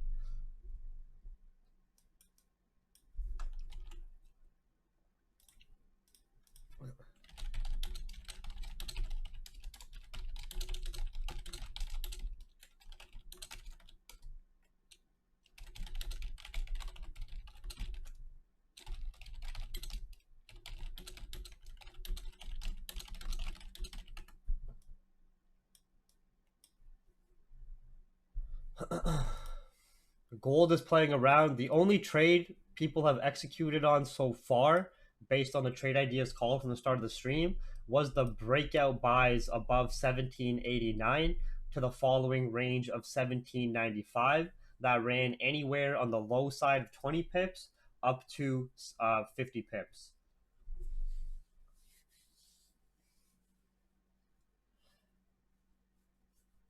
PPL is a psychological price level. Let's just review some of these headlines to the left. We just had some Spain data that impacted euro short term, but nothing crazy. Japan government, we already read this. Those GBP headlines before didn't say too much regarding Brexit progression. Besides, the only trade that was executed on was gold. We're still waiting for setups on GJ, GU, US30, and EU. So see what I was talking about here? How I don't know, this was a higher risk entry that what I was talking about at the retest. Remember I was telling you guys that we could get a breakout of 1.34, then a retest of these previous 1 minute highs. That was that. So now similar idea. We didn't have enough order flow at the initial time buyers came to retest 1.3400 to break above it, and buyers closed out their positions. But that pullback also failed to break these minor 1 minute lows and the previous 1 minute highs. So this is starting to generate liquidity. More buyers jumped in from this low point where now we could potentially execute on a breakout out of 1.34 for a 10-20 pip scalp. Okay? You're in the Yeah, GJ was only like 5 pips from giving us a perfect retest of 0.500. And we still have the new 30-minute candles in 1 minute. So that could possibly still create its lower wick. So be cautious of that as well. But GU, GJ, EU still looking quite bullish. We're just looking for the entry points. The CH newsroom to the left side of your screen here is D3 is only for private members. But you can follow this Capital Hungry Twitter feed, which posts headlines throughout the night. Like, even if I refresh it now, you can see that, oh shit. Like, even if I refresh it now, you can see that it posted a headline 7 minutes ago, 16 minutes ago, 25 minutes ago, 26 minutes ago.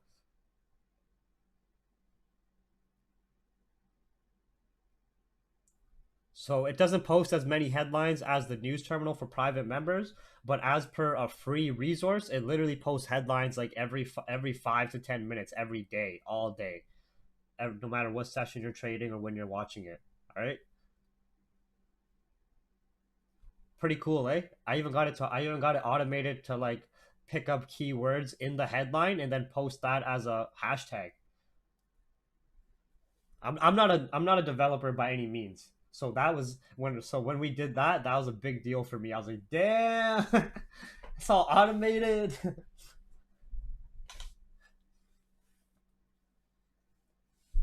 That day we got featured on Forex Factory.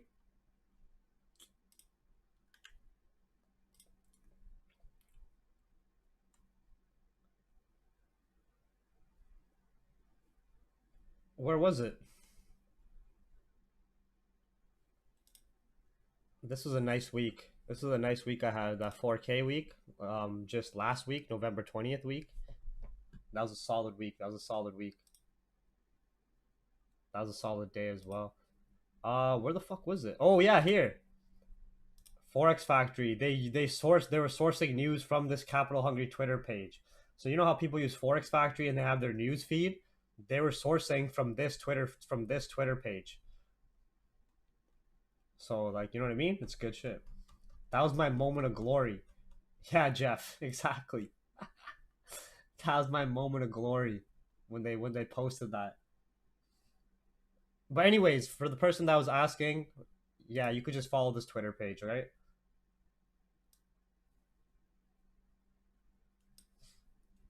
GU right back to reacting at the key level. GJ coming back to react at 0.800. New 30-minute candles as well. Previous 30 did close quite solid. This 30-minute has no top wick though. That's a little bit iffy to me.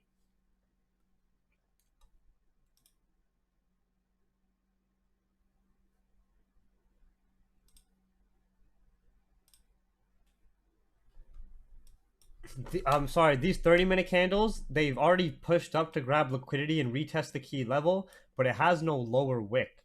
So I really need a clean breakout above that to show more buyers momentum, because otherwise I could see it ranging to create that wick still.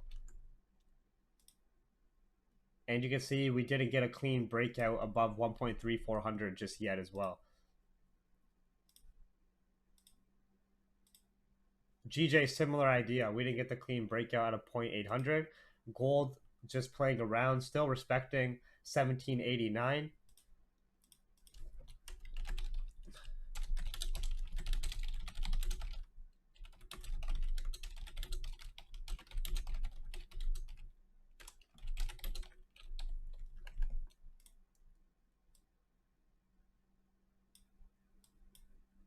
This trade is done.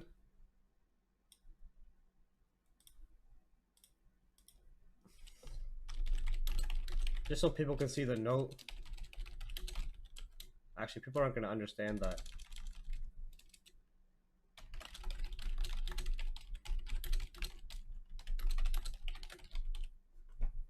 If we break 139.800, our first target is to take the scalp up to the next psychological price level of 140 flat, 0.000. And then I would take multiple positions or take a position, secure some part. Like if we have the breakout at 0.800, if we run up to 140, I would secure some partial positions or some entries at that 20 pip mark to like obviously make some money to keep yourself protected so you don't lose anything, and then leave your runner running risk free, because if we break above 140, we're going to extend up to 140.2 and so forth. We were 2 pips. I don't know if anybody took this pullback, but we were like 3 pips away from our 0.500 retest.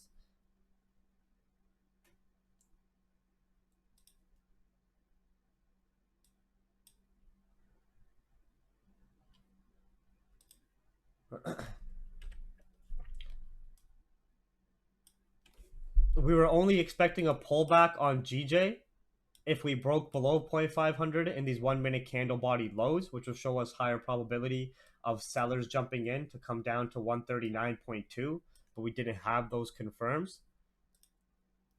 US30 had a nice bounce off 29,880, but I'm still very iffy at the 30K price point where we're seeing multiple rejection. EU didn't give us as clean of a pullback, but I didn't want to execute on EU until we had the economic data release. So far tonight, the only trade that has been that has played out as per the analysis and execution so far is the 50 pip gold buys. GJ, we would have executed on this trade if we got the exact retest of 0.500, but I know other people still took this pullback.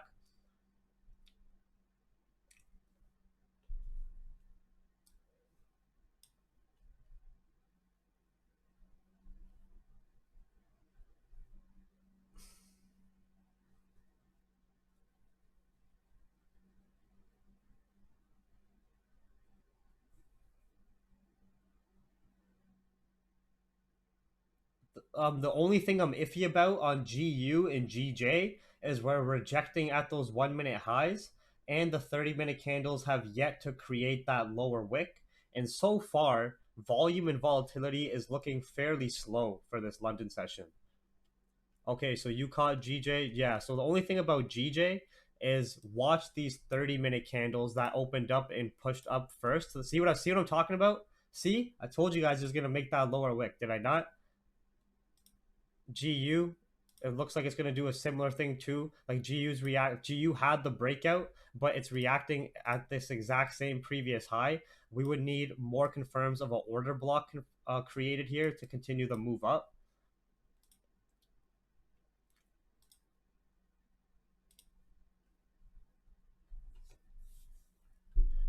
But even though that 30-minute candle is starting to show some, we're starting to get some ranging on the 1 minute, our bias is still buys. This is still buy side liquidity that is generating unless what happens. If price keeps playing within this range, you can assume that it is order flow generating for a buyer's impulsive move unless what?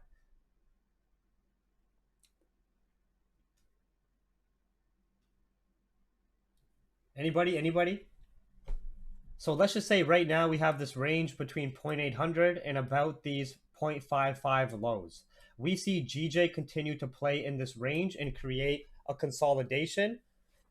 So even if it's consolidating and failing to break previous lows and highs, this consolidation we can confirm is buyer side liquidity.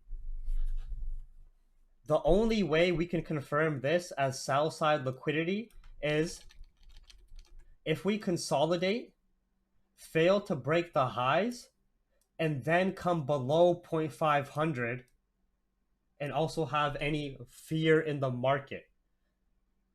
So if we have any fear in the market and a break to the low side, then we can assume it is sell side liquidity. We can assume that that was buyer's exhaustion, and we can expect that extended play and pull back down.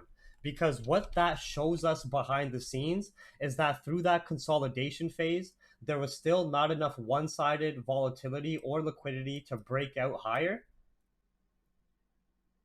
And for buyers to break above higher at 139.8, we need a pullback for buyers to get in from better price points. All right, another quick quiz. When we're looking at GJ here,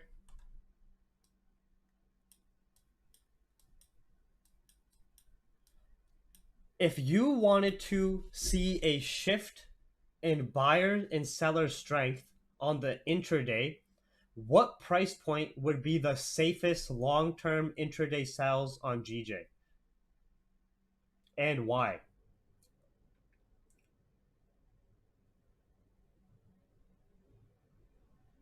If we were to get a fundamental catalyst that brings market fear to the scene, where would you guys see a shift in structure, a shift in buyers and seller strength when observing the chart technically? 139, 139.2, below market structure, exactly. You know what? You guys are learning. I like that. So right now we can see that we're trending in this sort of bullish channel where every pullback is going to create a high. And then even if we had a pullback to 139.200, this would just be a better risk versus reward area for buyers to jump in and then extend to a new high. Getting a break below 139.200, a retest of the broken bullish market structure, and then development of bearish structure. When you have a high created and a shift in structure, this starts to form structure, a counter trend structure. Okay, so let's just say that GJ now comes down. That GJ now has created this high peak, comes down, and there's a negative Brexit headline. And let's just say there's a headline that says there's 10,000 deaths in UK with COVID in UK. I don't know how or why, but let's just say that happens. Then, because of that fear and volatility, buyers close off their positions, sellers jump in, we get a break below 139.2, a pullback and retest the structure and fail to break. This is showing us a shift in the bullish structure and sellers jumping in, as well as from this point to this point, we start forming bearish market structure we're going to play. And to truly know there is fear in the markets, to when you're observing our indicators, like there's no fear or greed indicator that you could just pull up on the chart. To truly know that there is fear in the markets, we would see our safe haven currencies stand alone gain strength. The US dollar would be bullish. The Japanese yen index would be bullish. Global equities would be bearish. But if we're specifically trading GBP, there's a higher potential that the yen would be stronger standalone, Japanese index, and there would be weakness in the UK stock market. When you have weakness in the UK stock market or the overall global stock markets, and you have strength in the safe haven currencies, this shows you investor a loss of investor confidence and a loss of optimism and market fear developing, because investors are taking their money out of the stocks, taking their money out of the riskier investments, and they're putting it to where they can keep their money safe during these times of uncertainty. That's where the name safe haven comes from. Okay? So we would not really see any safe long-term intraday sells unless we broke below 139.2. Yes, if we break below 139.5 as scalpers, we can play that pullback phase.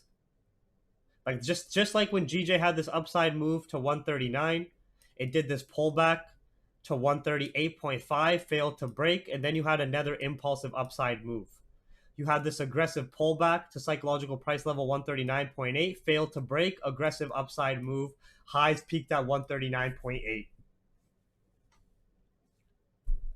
So if now we break below and we come down and break below 139.5, we can assume that buyers are exhausting, even though the structure is very bullish, intraday is very bullish. As scalpers, we can take advantage of that pullback if those confirms develop. Okay? GBP is not the global market. The fuck? Stupid ass question, bro. Go fucking learn your ABCs first.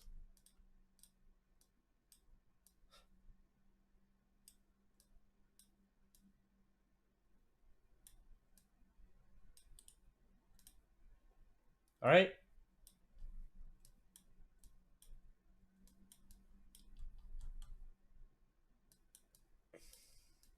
Right now, the good thing right now is at least that 30-minute candle has created a lower wick, and we are still failing to break these candle body lows for now. We're just consolidating right now in the lower time frame. All right. So obviously we don't have anything we executed on just yet. Gold is still active if you're in it in left runners. This was the one trade that we called out and executed on, the breakout out of 1789. What's so funny? Oh, the ABCs thing. It's not that big of a deal. US30 approaching 30K, but rejecting so far. GU is starting to create a bit of a lower time frame support here at 1.34. We could get a potential squeeze. If we get a candle body, only take buys on GU if we get a bullish candle body close above these candle bodies. Okay, and just keep in mind the new hourly candle in 15 minutes. And of course, we're going to be watching the Euro economic data release in 10 minutes. I just got to go grab a drink before that comes up. That's the economic data we're going to be watching in about 10 minutes. And these are the same key fundamental points we are still focusing on.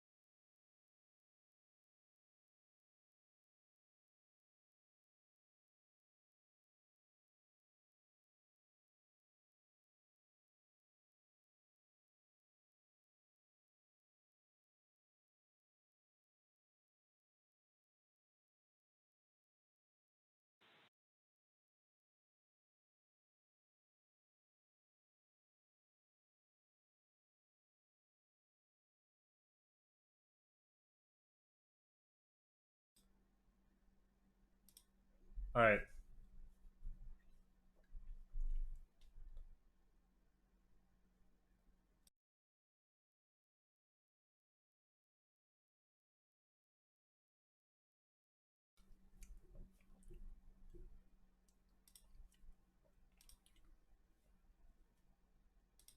GU still not a clean breakout just yet, and we still have the hourly candle closing in 7 minutes for potential. Like we're probably gonna get another pullback anyway. So this was looking like a nice support that was developing, but this isn't the cleanest breakout out of these candle body highs. So nothing to execute on GU yet. Best to wait the 7 minutes for the new hourly candle. Same for GJ. Gold, if you're still in it, ran up to 1795. Now let's see if we can get another gold scalp with this liquidity and a squeeze above 1795. So let's pay attention to gold, and let's specifically pay attention. So no safe clean buy breakout buys at 30K yet. Keep an eye on that because we're approaching 30K and we can run that 200-point squeeze up. We didn't get the pullback we wanted to 29,870.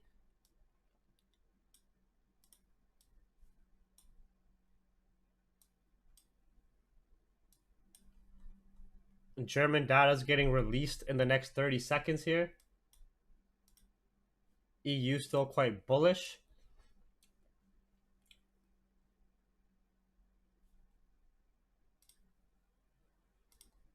I said we're just waiting for this German data, 15 seconds here for the unemployment rate, unemployment job change, and the market PMI.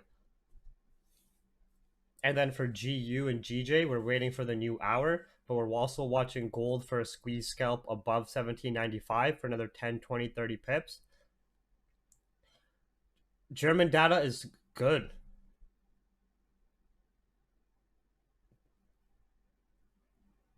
They have far less unemployed people, lower unemployment rate. PMI wasn't bad. We might just get a pullback on euro for the new hour, then a continuation up. So first data release, solid. We have the Italy GDP in about 4 minutes, and then the Euro PMI in 4 minutes as well. We're still respecting these candle body lows, but we didn't get the breakout to execute on buys, and it looks like we're going to get a deeper pullback for the new hourly candle. And keep an eye on gold if we get that following squeeze above 1795, but we're rejecting there on the dot again. But if anybody had those breakout entries, at least you got to make some money on gold if you entered at 1789, 1788, 1780, 1790 even. At least you got to make anywhere from that 50 pips.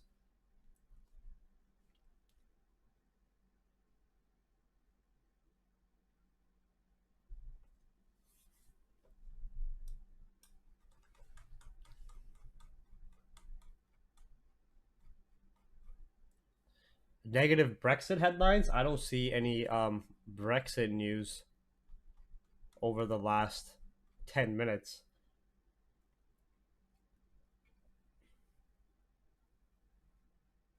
I personally don't see any Brexit news.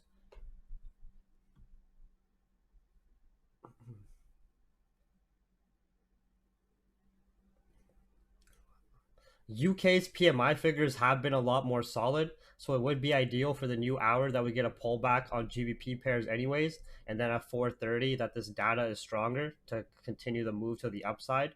The market PMI figures for UK.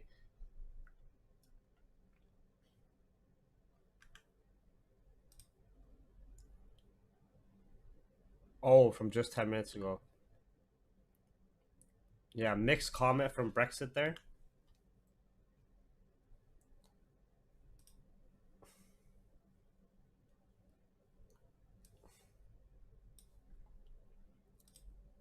But for the first hour of London session, GJ hasn't done too much. We had that nice breakout buys above 139.500, playing our bullish bias. We didn't get the potential better risk versus reward pullback buys at 0.200 as we failed to break these 1 minute candle body lows, and we didn't see that seller's pressure in the market. Of course, as markets are extremely optimistic with the US dollar weakness, Japanese yen weakness, when we're looking at global equity strength. So we were playing that investor confidence in the markets, understanding that equities are stronger, safe haven currencies are weaker, our risk currencies are stronger, alongside the intraday market structure, price action, and lower time frame buyer strength on these pairs. But for gold, we were playing the corrective phase of gold buys as sellers have peaked new lows, started to exit out some of their order flow, buyers jump in accordingly to create that consolidation and pullback phase. And those pullbacks can run from 50 to hundreds of pips. So as traders, as long as we have the confirms technically and fundamentally understanding the exchange between buyers and sellers, we can take advantage of those ranges, which is the only trade that has been called and executed on so far tonight was the 50 pip gold trade.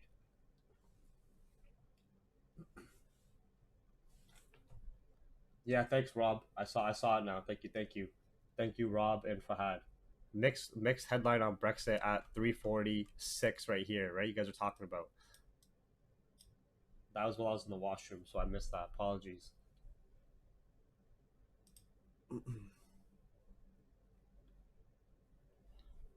But with that headline, which was 10 15 minutes ago, we didn't see any crazy negative impact on it in the real time. So keep an eye on that. New hourly candles in 1 minute. The first gold TP was the 1795 tap, which it was like 1 pip from tapping. Now you can extend runners or partial positions like we always talk about. We're looking to see if we can scale in another entry or take another buy squeeze. If we can continue this lower time frame bullish structure, break above these 1 minute highs, break above 1795, and for the new hour get another squeeze to the upside, that even if it goes to 1797, 1798, that's easy 20-30 pip squeeze we could take advantage of as scalpers and as intraday traders. Okay. And if we do get that squeeze and you scale in another entry or take that scalp, you can, these runners get extended as well, right? So, but we're just watching price action accordingly. We're not looking to execute on that unless we get a break above higher time frame key level 1795. But let's just keep an eye on that because it looks like the corrective phase of gold is still holding quite strong. New hourly candles, similar idea we saw before, where we don't have too much of a significant lower wick created. Yes, recent price action is very bullish. We have this order block created at near 0.500, that upside move, but we can't deny all this price sensitivity where even when we've had strong bullish trends in impulsive buyers candles to this price point previously, we notice buyers close their positions and sellers jump in accordingly to create these aggressive pullbacks. So if we continue to fail to break above this area and we come below 0.500, right now, if we retested 0.800 and failed to break, that would be higher risk, higher reward sells. The safer sell option to play a pullback would be failing to break, then coming back below 0.500 and taking that 30 pip range back down to 0.200 psychological price level. But other than that, that's only to play the pullbacks, and that would only be if we have multiple rejections at 0.800. Current lower time frame market structure, market optimism, like we talked about, GJ is bullish, EU is bullish, GU is bullish. That would just be a pullback to set up better buys anyways. But as scalpers, we could take advantage of that. Will gold go to 1850? I don't know, Bashar. If I take a shit later, will it flush down the toilet? Hopefully, right? I'm not a fortune teller. I guess it's going to depend on what I ate, how I'm feeling that day, how clogged my digestive system is. There's a lot of factors at play. Maybe I'll clog the toilet. Maybe it'll go down smooth. Maybe I'll have some pains. I don't know.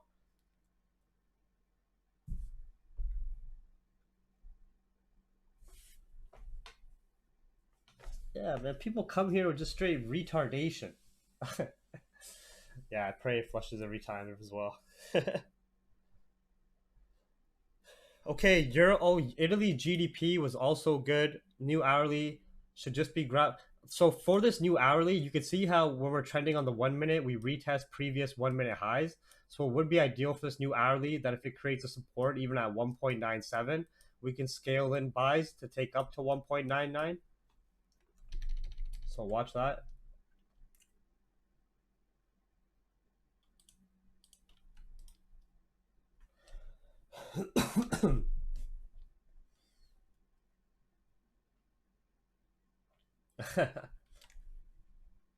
Yeah.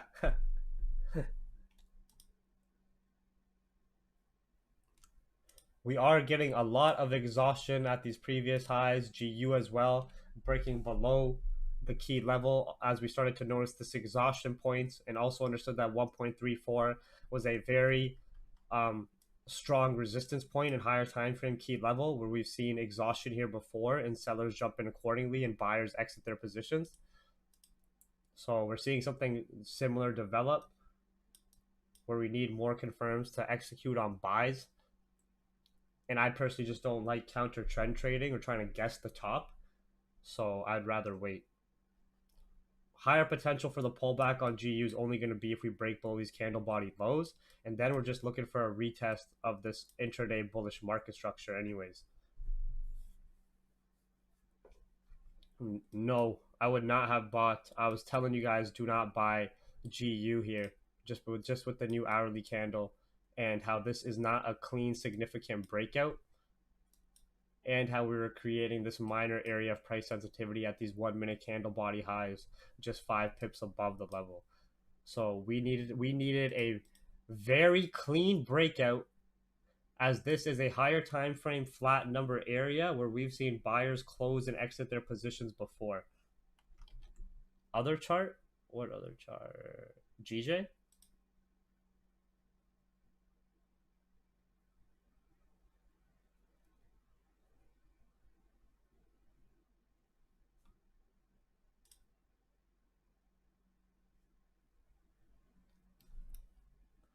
You guys can't see the pair name in the corner here. British pound against the yen, 1 minute time frame.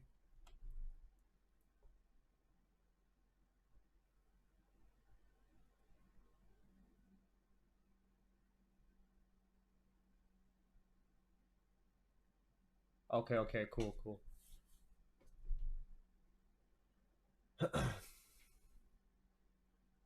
Yeah. The only trade that has played out so far is gold. We're looking for another gold entry above 1795 that we are patiently waiting for. Yes, we're still waiting to observe either pullback reactions at 0.500 to watch price action if we get that pullback, or the breakout buys out of 0.800, which we have not gotten either confirms yet. GJ, primarily through London session, has been in this 15 pip range. Euro USD looks like it's giving us that pullback to revisit these 1 minute highs as well. US30, we did not get the breakout above 30K. We did not get the better risk versus reward buys here as well. And we did not execute on these support buys. Only trade that people took so far that we called out and executed was gold. We're waiting for everything else. Global equities, we're looking at regions across the world, are still looking solid. US dollar went back to revisit those like 4 month fresh lows that it's created. Japanese yen is still bearish. So markets are in fact still very optimistic. Our bullish structure across like GJ, EU, GU, US30, gold, and sorry, US30 is still holding. But right now, just through this London session, as it's the first day of the fresh new month, we haven't seen any crazy impulsive moves. Volatility and volume seems fairly stagnant. And as per reactive headlines, we haven't had any groundbreaking headlines of like some groundbreaking Brexit headline or something life changing around coronavirus vaccines. It's just been the basic headlines you would see day to day. very low impact.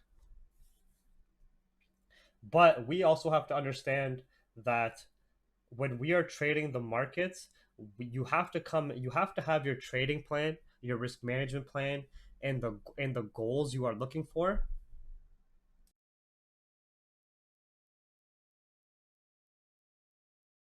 Sorry. So it's good to have your targets as per like your scalp ideas, intraday trade ideas, but our number one, how can I word this?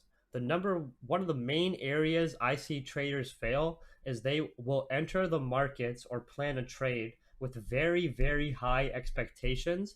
And then if the market volatility and volume, if the volatility is slower, the volumes are lower, and you can notice that when you're observing price action, where you're seeing ranging on the lower time frames, you're seeing more consolidation, people start to get very stressed out by this and begin to fight the market. They begin to waste a lot of mental energy and focus getting angry or stressed out about something they have absolutely zero control over.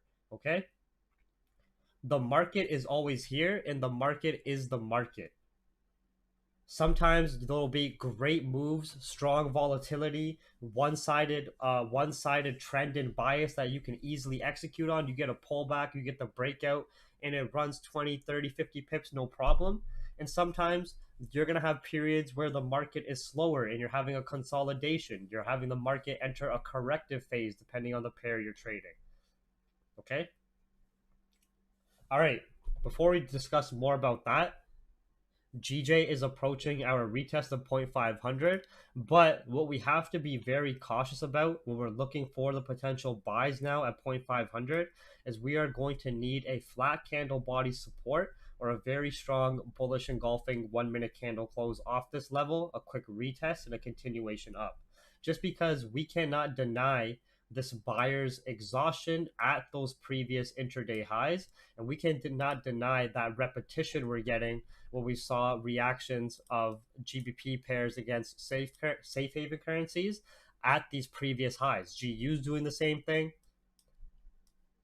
and GJ is doing the same thing. Okay? We're only going to take advantage of this GU pullback for about 30 to 40 pips if we break below 1.37. We're only taking advantage of the GJ pullback for 30 pips if we break below 139.5 and these candle body lows. So now do not enter on the first tap. Watch the reaction accordingly, because what happens at these key levels is you will see a reaction most of the time, a decision being made by buyers and sellers, and you have to develop the technical confirms to show you what decision has been made. When you have price come down here and an order block is created or a lower time frame support and you break above the order block, you can assume that buyers are jumping in and a support is being created, and that decision was more buyer order flow entering the market, and you can play with that. Okay?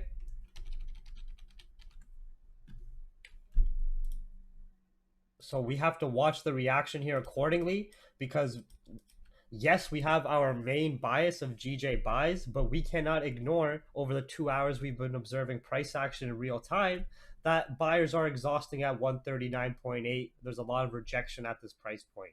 So if we do break below 139.500, to get that deeper pullback makes sense. And even if we break below 0.500, we need to break below these candle body lows where a minor support was created and we have this upside move to really validate those further sells down anyways. If sometimes an order block or a retest doesn't happen at the key level, then the trade is missed. I do not execute on it. Too many people are always eager to jump in a position when they don't understand that the market is always here, and that sometimes the best position to have in trading is having no position at all. Sometimes the best thing to do, if you are not confident, if you are not getting the confirms that you normally look for, that brings you confidence and probabilities in your favor to execute on, sometimes it's best to not execute, just to stay out. Come back that day you're feeling confident. Come back that day or session when the markets are a lot cleaner trending. The structure's a lot cleaner. Because trading is very, very unique and very, very defined in the sense that there's a lot of external impacts and there's a lot of internal impacts. Okay. For example, there's been many days where you could be in a trading group or you could be watching another stream. You could be watching me. You could be watching Ted and Rakeel during the New York stream. You could be watching Monty, and everybody else can be taking great trades and making it look so easy. But because you're not feeling emotionally confident, it can be a struggle for you, all due to that emotional confidence that you're just not feeling it. And you're like, wow, how's everybody else taking these trades? They're making it look so easy. I didn't even notice that buy. And it has nothing to even do with the market itself. It just has to do with your psychology at that specific point in time. Okay? So go by, unless you're trading based on algorithms or you have found a way to automate your trading. A lot of people keep ignoring the psychology behind trading, and they're not self-aware enough to understand the times and periods that they may be feeling down.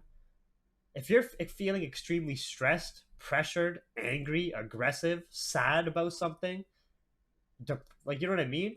It's going to impact your execution. It's going to impact your logical decision making process. When you're feeling clear minded, when you're feeling confident, when you're feeling assured of yourself, that's also going to have a direct positive impact on your execution and your logical decision making process. Trading is very yin yang based.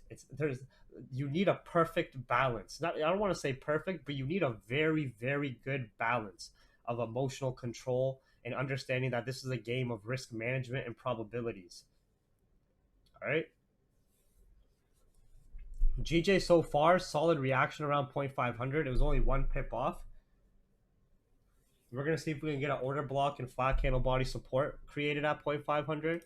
Gold didn't give us a secondary trade to take buys above 1795. Sorry. And keep in mind that we're going to be watching the UK data release at 15 minutes. So if GJ does this pullback and fails to break 0.500 in these lows and creates a support, then the UK data shows us more potential positive optimism.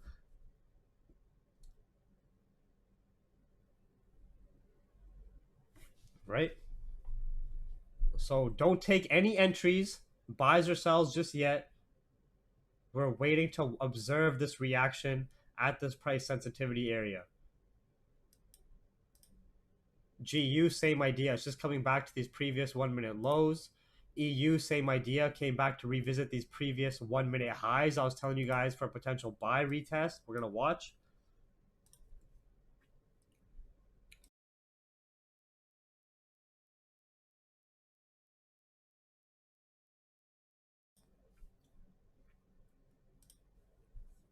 No, you should not buy or sell based on the initial reaction. This is just a reaction. So, Josh, I do my analysis on the higher time frames. Like, all the key levels are based on the higher time frames, market structure, then zoom down the time frames, and then we look at the intraday time frames, 4 hour and 1 hour. And then for execution and observing price action, I primarily stay on the 1 minute to observe the action of price the fastest, to observe the reactions of buyers and sellers at specific areas of interest the fastest.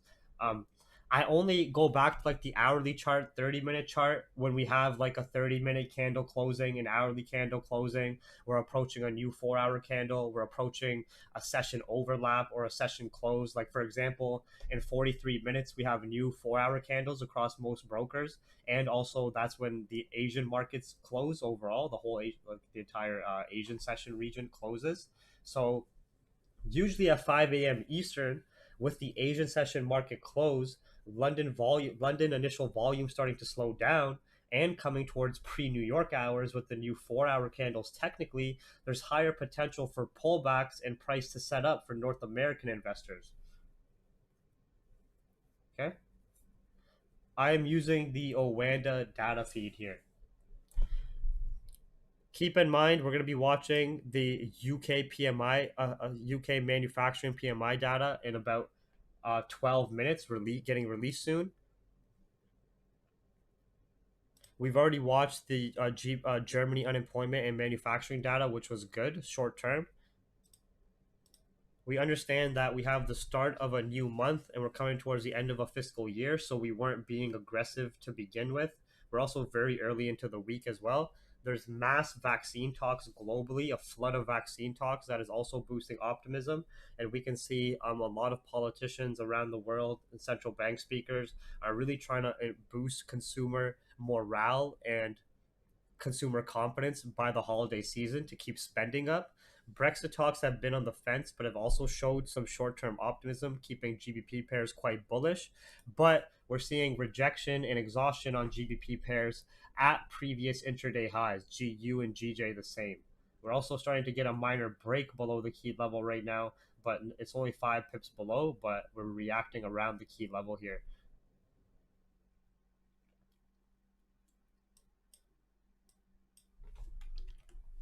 And we also have the UK data in 11 minutes. But if we remain below 0.500, we're going to get this pullback to 0.200.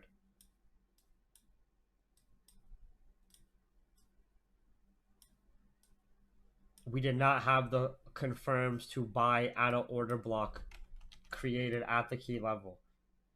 And we adapted to the real-time price action of noticing buyers having a struggle to break above previous intraday highs, as well as psychological price level 0.800. But it's also going to be dependent of the upside and downside move over the next 10 minutes on that UK PMI data release, okay? GU as well is just playing around 1 minute highs and lows.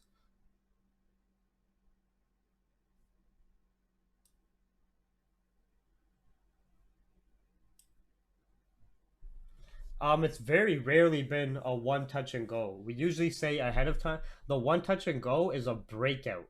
So for example, on gold, with how gold was already trending nice and bullish, and we were generating liquidity and approaching 1789, we were looking for breakout buy entries at 1789. We weren't looking for an order block. We weren't looking for a pullback retest. We were looking for the breakout buys. But for GJ and GU, which like for example, gold is at a low, Marcus, right? Gold is at a low and doing a corrective stage, so the breakout buys make more sense that you're with the buyers from this intraday low, right? So it's a lot more efficient when you're playing that as a scalp to play the breakout as sellers are closing off positions from this low and buyers are jumping in. But when you're looking for a breakout entry, when you're looking at GJ's at a high. GJ's not at a low.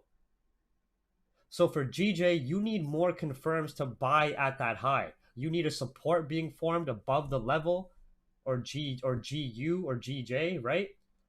Or you need a breakout and retest, a clean breakout and retest, because you're not trying to buy at a low. You're trying to take a scalp and extend a buy from an already created high point. So the breakout entries versus the breakout and retest, or the order block entries, depends on what price position you're sitting at on the intradays as well. Are you at a previous high or low? Are you at a significant key level or resistance? If so, if you're trying to buy at a previous high, if you're trying to buy at a key level, if you're trying to buy and continue the trend from this point, you need more confirms.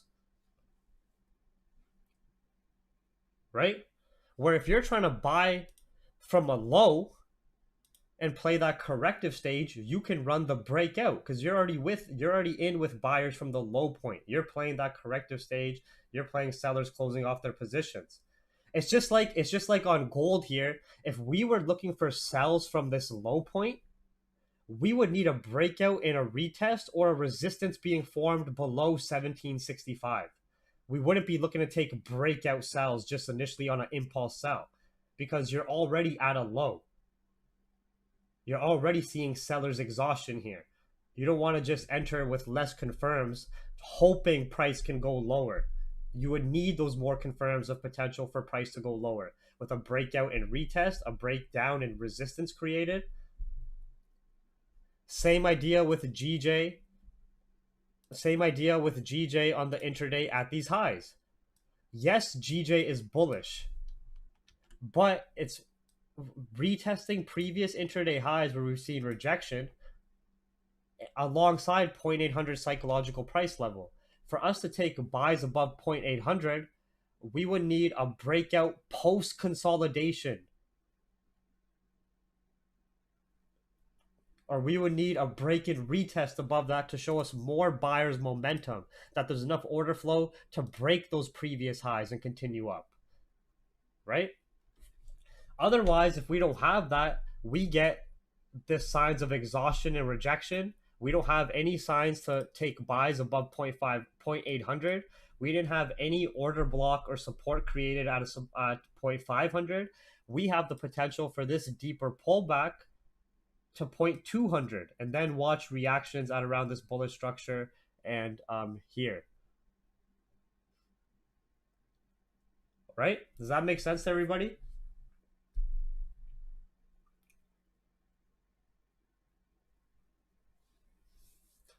So you have to come into the markets with your pre-planned analysis and your trade ideas, but then also stay very adaptive and reactive to real-time price action, volatility, and market sentiment. Because we could be in a buy bias as much as we want, but why fight this? Why play guessing games when you can logically see what's happening right in front of your eyes between buyers and sellers? And see how now we just had this deeper pullback and reaction at these 1 minute lows. This could have been a deeper liquidity grab just to set up for the data release coming with PMI. But we're going to watch that accordingly because we have the PMI data in 5 minutes. For buys, we would still need a failure to break these lows and then price to come back above 139.500.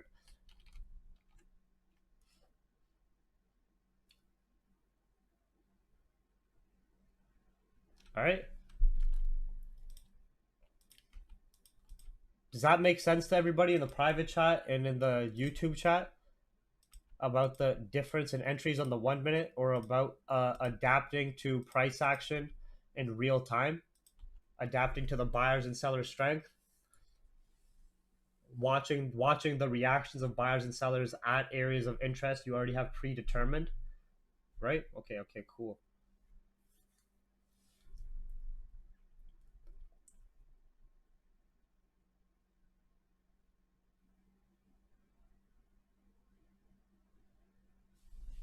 All right, cool. Now we have about 4 minutes till the data release here. Oh, sorry, 3 minutes and 30 seconds. The previous was 55.2. The polls for PMI is always the same as the previous. Like the forecast for PMI figures is always the same as the prior result. That is the forecast. If you guys never noticed that. Yeah, if you guys want me to stream for free again, we need likes on the stream. We need likes and exposure. Otherwise, Capital Hungry private chat's full. We got a lot of our members in there, and we do streams every day. So so let's keep an eye on this market PMI data and see watch the reactions of GJ. For a potential deeper pullback, we would need a break below 0.500 and these candle body lows, where we just had a deeper retest of these candle body lows so far. I think this PMI data is going to be good, to be honest, and give that and bring us back above 0.500 and bring us back to 139.8.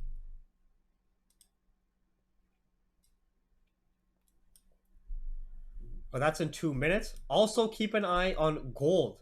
Gold 30-minute candle, gold hourly just made a lower wick. We're still bullish in the corrective stage. And we might get we might get, obviously we didn't get any safe sells, better risk versus reward buys. I don't want to jinx it, but we might get our breakout out of 1795 for more buy entries to scale in. I think I just jinxed it, but fuck. So this is the next possible buy trade. GJ is going to be dependent on this data. 1 minute 48 seconds. You guys can see here the forecast is 55.2. So anything better than that give GBP some upside boost. But the only thing is, it's at a new 30-minute candle where it could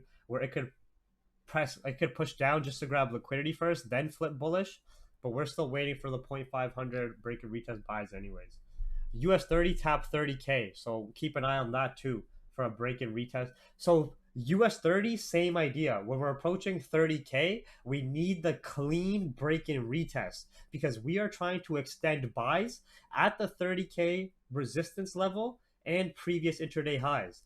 Yes, US30 is bullish, just like GJ, GU, EU on the intradays are all bullish. But when you're scalping, you don't want to take rushed entries for no reason whatsoever, especially when you're playing at previous highs and lows. You need more confirms at previous highs and lows. So US30 is above 30K right now. Breakout entry is just like a impulsive entry. Retest entry would be the safest. We might also, for the next 30-minute candle, come and just retest this 1 minute order block and support that was created and then continue up. So watch that as well. All right. GJ's right back to 0.500, but we want to watch this in 13 seconds.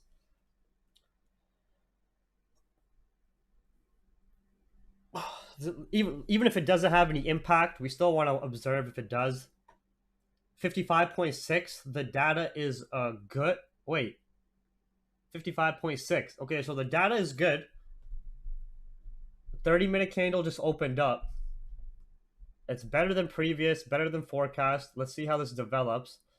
I want to see if this 30-minute candle just quickly snaps back here, fails to break, then comes above 0.500, or we got to break and retest above 0.500. I'm not looking to take buys unless we have that clean confirm we are looking for. The data release itself so far hasn't had crazy of an impact, but your boy's prediction on the PMI was right so far. So even though our prediction was right and the data was good, we still have to digest the consumer. We still have to digest the investor impact, consumer impact. All right, so let's watch that accordingly and keep in mind Asian session close. So that was, of course, the UK manufacturing PMI figures, the market PMI as well.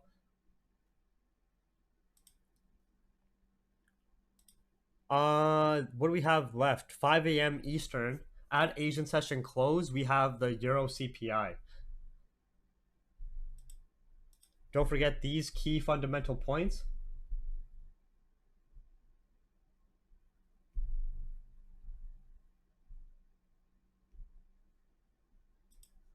Why would someone... They're not loading their buys. Usually when you have these pullbacks before the data release, is to get better entry points to continue the move up.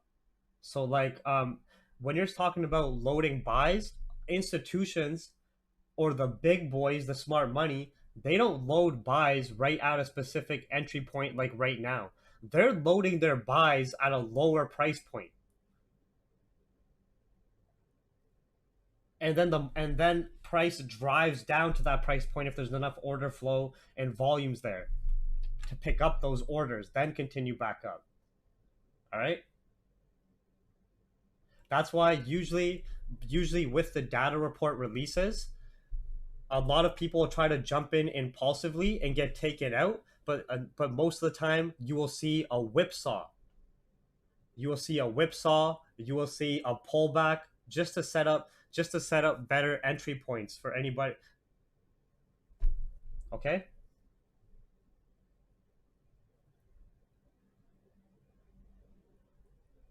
Yeah, we have entry. We have those in the private Zoom and a bunch of webinars on the live stream as well.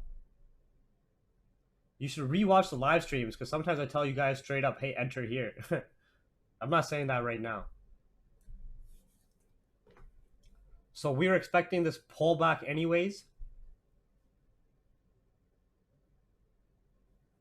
because you have to understand that data report gets released for everybody around the world, retail traders, investors, banks. It's not something that's just for institutions at a specific time.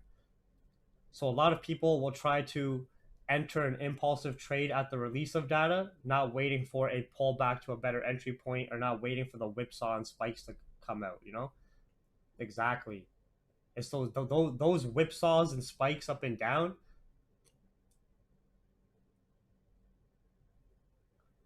That's exactly what that does. Those whipsaws and spikes up and down just take out newbies back and forth. This is the Reuters icon. But we just have it sent to our Telegram chat. Yeah, GJ to 0.200, Andre. That's what we're looking at below 0.500 here. Is this pullback potential?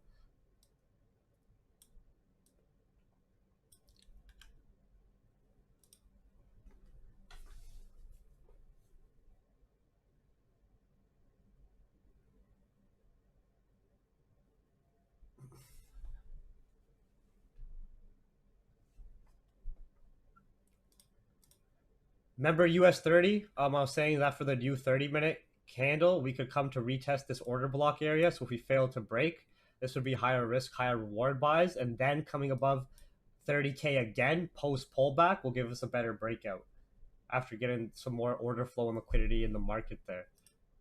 Euro USD gave a nice retest of this previous 1 minute low, that a 1 minute high that was created, but still we're trying to extend that trade up to 1.199. US dollars showing some indecision, getting bought up from its lows right now, which could give some issues on our GU and EU main buy bias.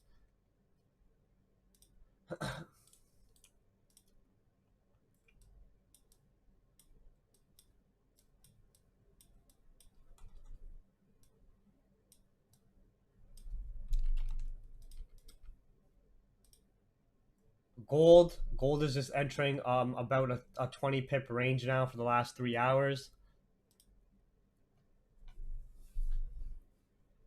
So GJ looks like it's repeating what we were talking about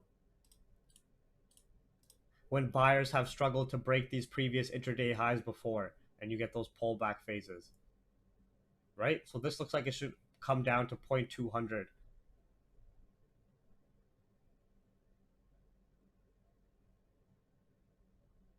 Yeah, exactly, Marcus. We're still only taking safe buys above 0.500 or the reaction at 0.200. We had zero confirms for the 0.800 breakout, and this was very high risk, high reward sells, just anticipating that exhaustion to create a top. But you're again, that's counter trend trading, and that is a personal choice. You have to be very cautious counter trend trading.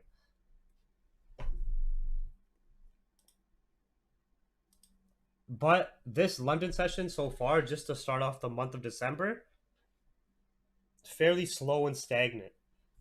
So if you didn't, because we didn't call any trades tonight except for gold.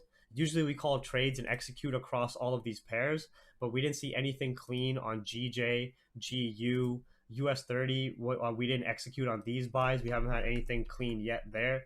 Euro USD, there wasn't really anything substantial except these buys, which are still alive if you took those. Anybody enter EU at the retest of the 1 minute highs? Got the yellow line. But other than that, it was only gold.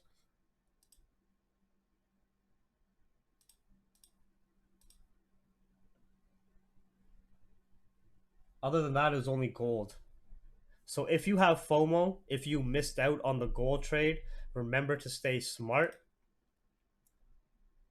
No FOMO here, no emotion. Stay as emotionally neutral as possible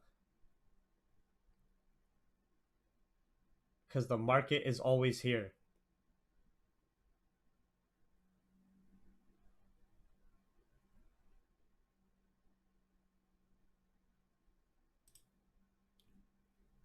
Don't forget your stream reminders.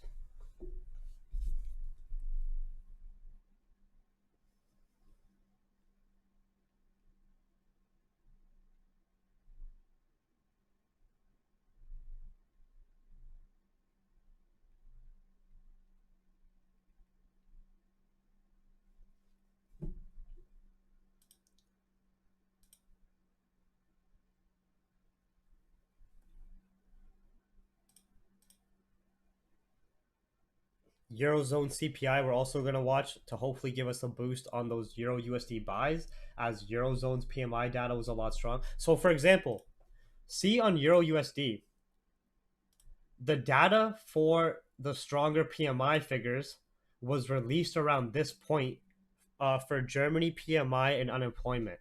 But with the new 30-minute candle and hourly candle, you can see we had this minor pullback first to revisit these previous 1-minute highs, and then buyers start to jump in from there instead of jumping in from these highs and getting that impulsive move up, right? So now if the Eurozone CPI is solid as well, we should continue up to 1.99, but Euro USD has tight enough spread where if you took these entries at the retest of these previous highs, you can at least set yourself risk-free to watch that data release in 20 minutes. The same time the Euro CPI data is released at 5 a.m. Eastern is the same time new 4-hour candles open, and of course, Asian session close. Okay. Gold, we're waiting for a break above 1795 for a breakout buy scalp squeeze. Okay. No breakout retest. Primarily the breakout above these candle body highs in 1795 for the buy squeeze. Yeah, we're waiting for that. We're waiting for the nether squeeze. And then you can also, of course, extend these trades.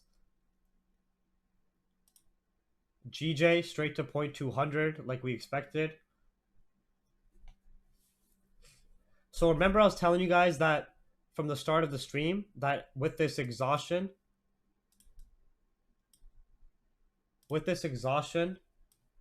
and with this with the break below 0.500 and of course the 1-minute candle body lows, there's a potential for a deeper pullback down to 0.200.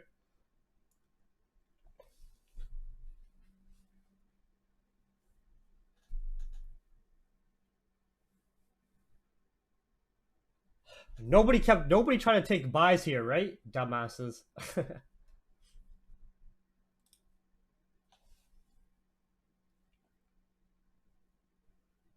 Oh, did you guys take that sell? You took that sell, right?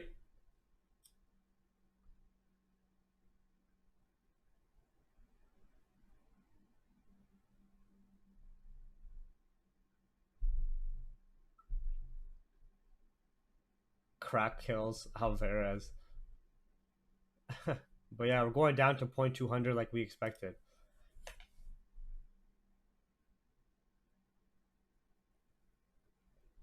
And we're going down, yeah. There's 0.200.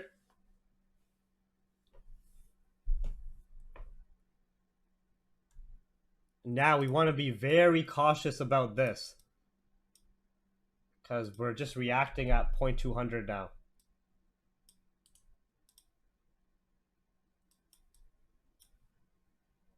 That's 0.200 reaction right on the dot. Do you guys also see how price on the lower time frame flows between the psychological price levels and quarter point theory, and then you have your reactions at the following quarter point, where it's not exactly the quarter points, but on GJ, for example, it went from 0.500 to 0.200, 0.800 to 0.500 to 0.200.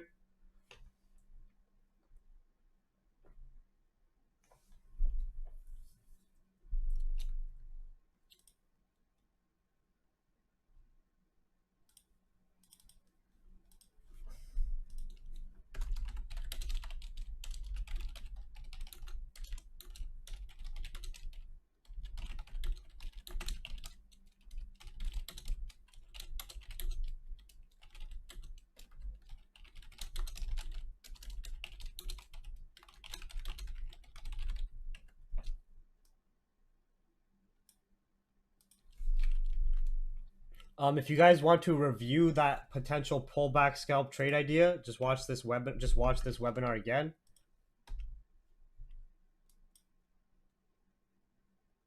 You can see we're starting to react right at 0.200. We would only take higher risk buys here if we create a flat candle body support.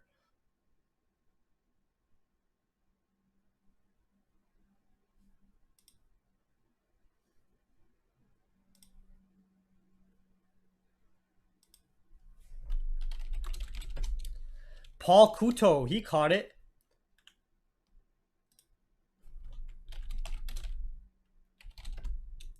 The capital G caught it. Great job, great job. Great job, YouTube audience.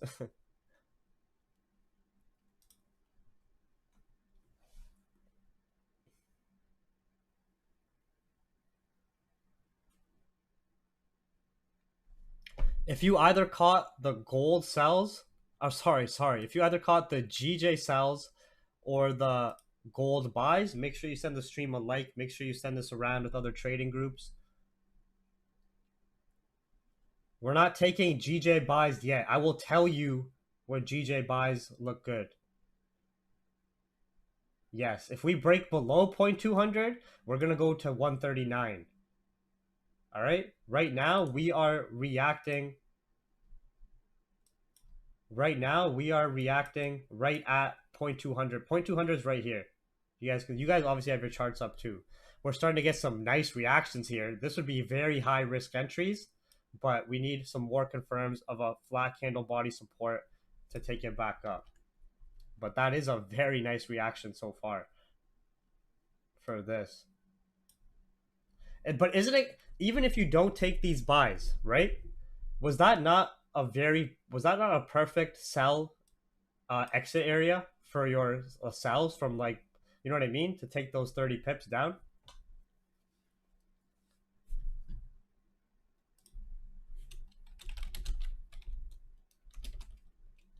Oh, my keyboard's messed up.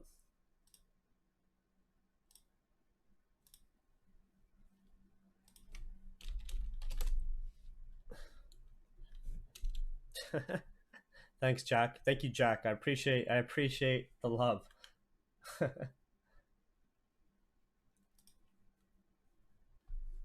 Okay, so regardless if you took the sells, regardless if you caught the trade, is it not extremely interesting how we just had these impulsive sellers candles and it looks like GJ was going to melt down, and all of a sudden you get these reactions right at 0.200, which we predetermined.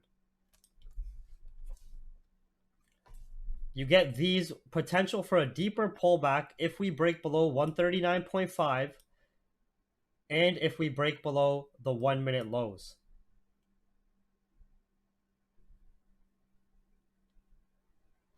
Okay?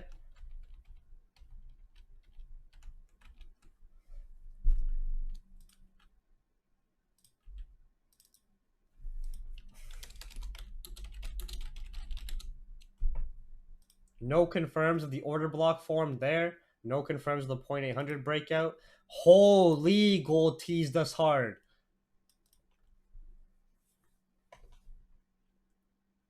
Wow, gold really teasing us to take our breakout entries, eh? It rejected right on the dot. I know somebody tried to enter on that candle.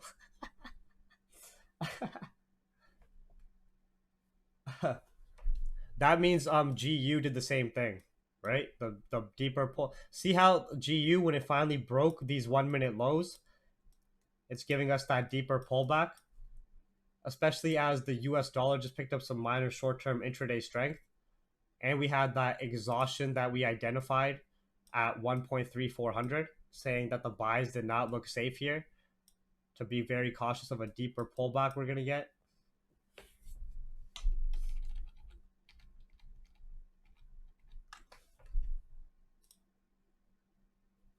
Euro USD is still holding and created a lower time frame double bottom at our retest buy area we were looking for, previous 1 minute highs. If it breaks above these candle bodies, it's gonna revisit. It's gonna have a squeeze up to 1.99.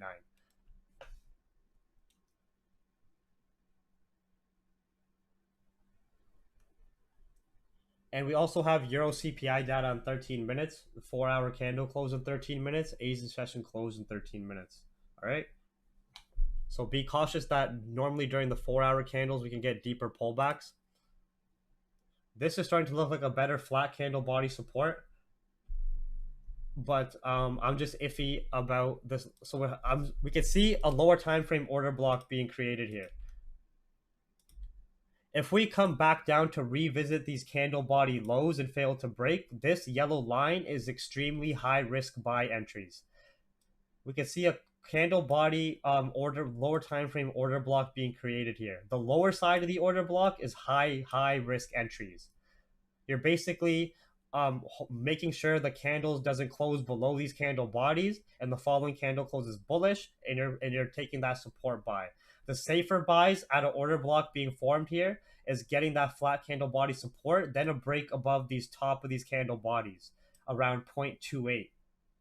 Then you would get higher potential for that squeeze back up to 4-5, back up to 500. Okay?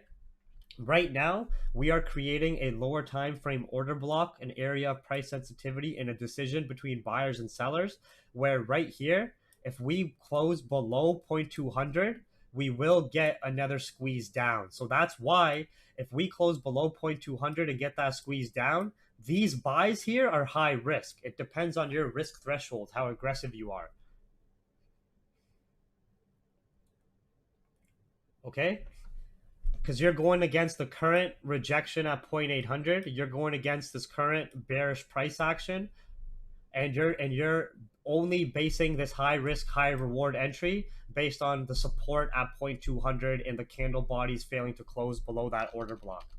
So right there is a high risk buy entry. Above here is the safer buy entry, getting a candle closure above that price point. We should also, for this new 4-hour candle, in my opinion, get that pullback for the new 4-hour, but just keep an eye on these candle body closures where they're actually closing and opening between this minor little like 8-pip range. Okay, this is what we were trying to look for to happen here to take buys when we were coming down here. See that? This is what we were looking when GJ was giving us that deeper pullback to 0.500 from this rejection at 0.800. We were looking for this type of price action. We got the sell part.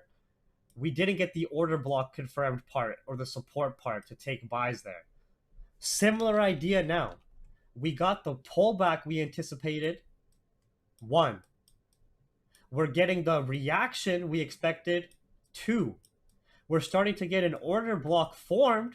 3. We would need a candle body close above these candle bodies to close to show that it is a buyer's order block to get that squeeze to the upside. 4. And then watch price action accordingly. Okay? Otherwise, with the current bearish price action, this is just a reaction where we have a break to the downside. We will continue down to 139 flat.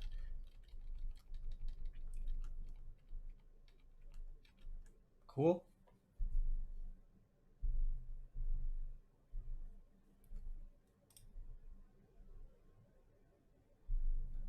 GU short about to sell, about to trigger here. Okay, I'd be cautious there about the retest of structure. You might get a pullback from this point, Patrick. It's a good trade that you're trying to take down with the amount of exhaustion at 1.34, and and it looks like you're going for like 100 pip range. 1.33. Oh, 1.334 to 1.33 flat, right? Oh, your entry's up here. Oh, you're good. Sorry, I thought you said. Oh shit, I read that so wrong. GU short TP. I thought you meant like a short stop down there. Sorry. That's my bad. I read that wrong. That's a good sell from 1.34. We were discussing that at the start of the webinar anyways, Patrick. Like you were here, of course, I remember when we were talking about that this was a very strong higher time frame key level than previous intraday highs, flat round number as well. So we would need tons of confirms to take buys above there. Otherwise, we're watching the exhaustion, right? Gold, that's I don't want to jinx gold, so please keep an eye on this. I'm not saying shit, but you know, Let's see if we can get that squeeze up.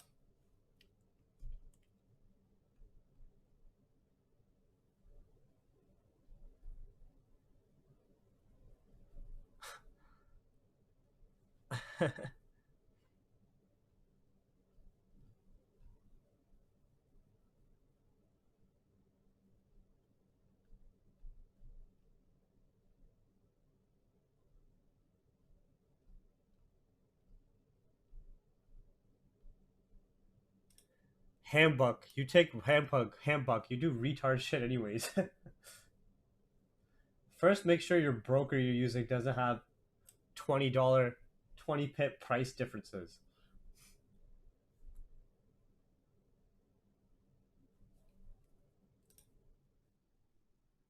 So now, similar thing here. When we zoom in, see how EU, let me clean this up. Very messy. Let me make this a lot cleaner for you guys.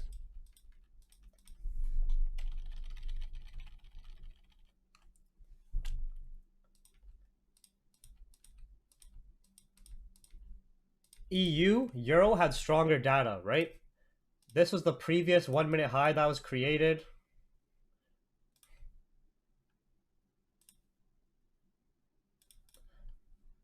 You can see some minor bullish market structure. Remember, this was the buy price for EU. You had two options to enter on EU. We had the initial stronger euro data cause this pullback to revisit these previous 1 minute highs. Reaction by sellers to fail to break this point, and an order block created between these candle body highs and lows. All right. For EU to extend up to 1.99, we need buyers to have lower time frame candle body closures above this point, and then of course break above previous highs to extend that trade. And this is going to be dependent on the Euro CPI as well in 5 minutes.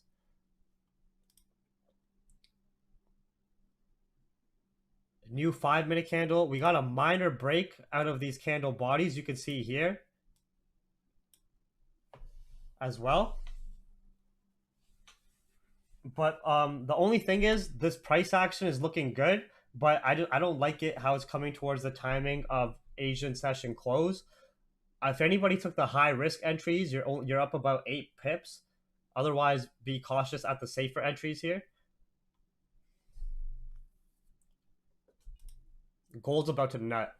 Gold's about to bust a nut. Gold's about to bust a nut. I don't want to jinx it. Gold's about to bust a nut. Don't jump in just yet, but wait for 1795. But see how EU is reacting right at these previous 1 minute candle body highs. So when you're watching price action on the lower time frames, it allows you to see reactions at previous areas of interest, previous highs and lows the best, and it allows you to watch reactions at higher time frame key levels, historical price points, etc., etc. Okay?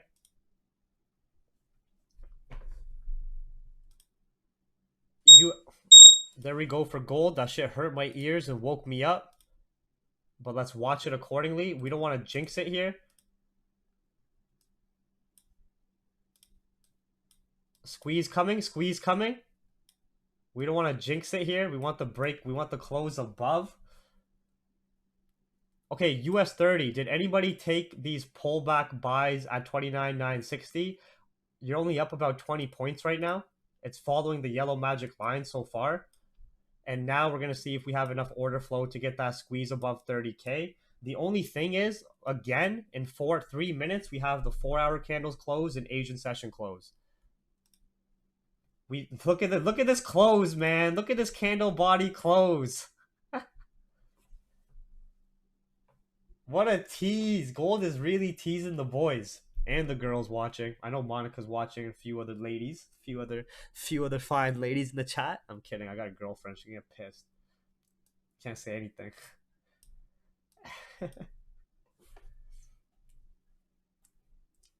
She might be watching actually. We had a little fight today, so we're blocking each other right now. But she's probably still watching everything I do.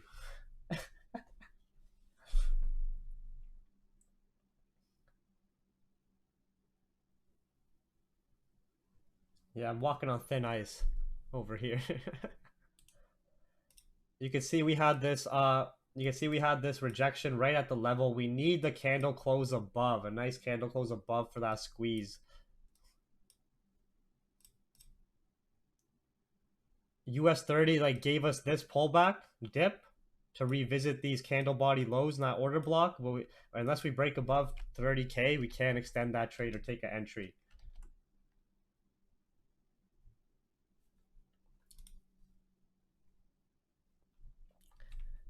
Volatility has been fairly stagnant here.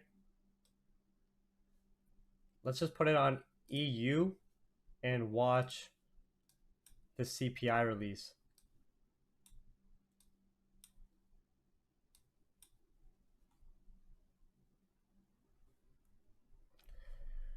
Okay, it's a flash yearly. It's a flash CPI, so it's not as important as the real CPI, but it still should have an impact if it's good or bad in the short term. That's released in 1 minute here. The Reuters poll is 0.4% for the FNE flash yearly and negative 0.2% there. Gold is teasing at 95 still.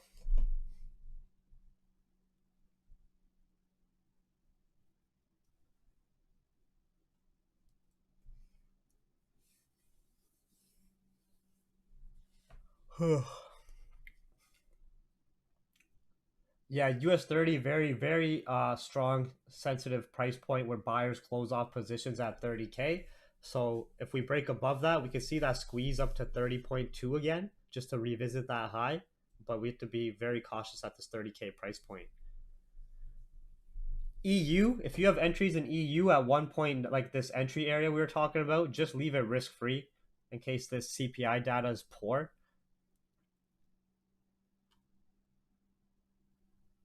It's like, it's on forecast. It's not bad. Pretty neutral. It's pretty neutral. Not too much impact there. Also, new 4-hour candles. New 4-hour candles right now as well. Just opened up. And Asian session close.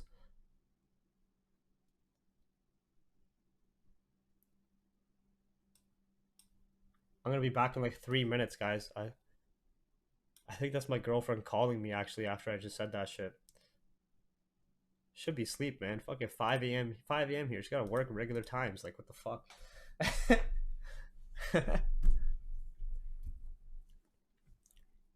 So, new hourly candles, new 4-hour candles. Watch price action accordingly. GJ, new 4-hour candle, is creating a lower wick and retesting 0.200. Like I was telling you guys to just be cautious with GJ and wait.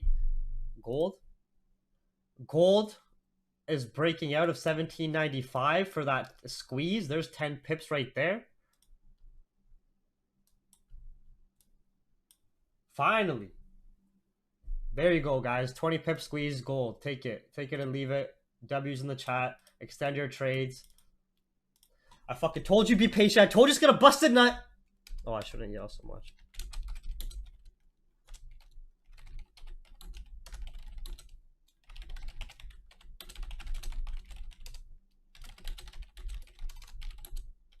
Remember, it's a new 4-hour candle. I would take that 20 pip squeeze and leave runners risk free. So if you guys had entries here and you still left the runners like we said, you're good.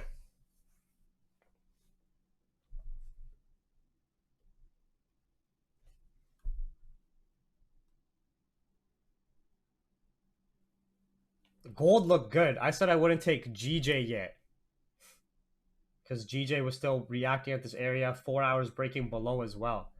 And I said I wouldn't take US30 yet until it broke above.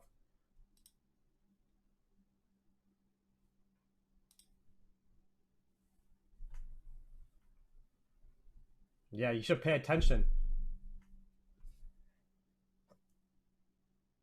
Tootsie, what's this say, Tootsie? How about you read this?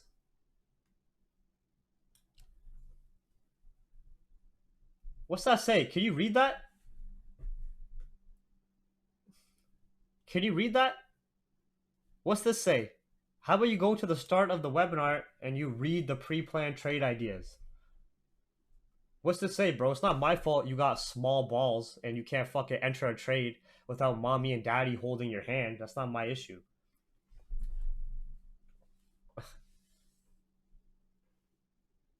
This isn't financial advice. I'm not here to press the buttons for you, you fucking low IQ retard. I'm here to provide information. And when you have one guy talking to 500 people, looking at 6 different pairs, breaking down news, technicals, fundamentals, and also trying to help people make money, I'm not going to be able to look at every single pair every single minute to say, hey, enter now. Hey, exit now.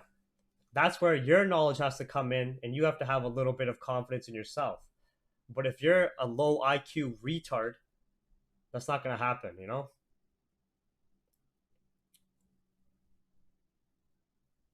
If you need someone to tell you exactly when to enter, exactly when to exit, your IQ is too low for you to see long-term success. Right?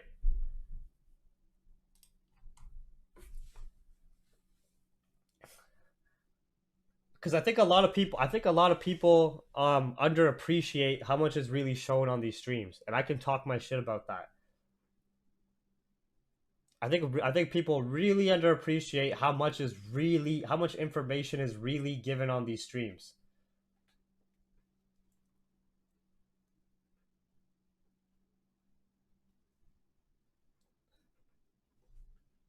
Right? Because if you guys don't want me to stream, if you guys want to watch other streamers, if you guys want to do it yourself, that's fine. I don't have to stream on YouTube. That's cool with me. You could go watch somebody else. Remember, we discuss fundamental points in detail, macro and micro. We discuss economic events and actually watch the releases of them and see if they have impact, micro and macro. We discuss higher time frame key levels, market structure, price action on the 1 minute, we discuss investor behavior and market sentiment.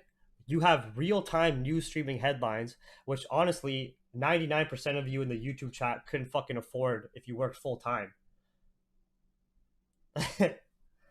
And I come here in this free stream. I come here in these free streams to bless you guys. And some guy says you didn't tell us exactly when to enter.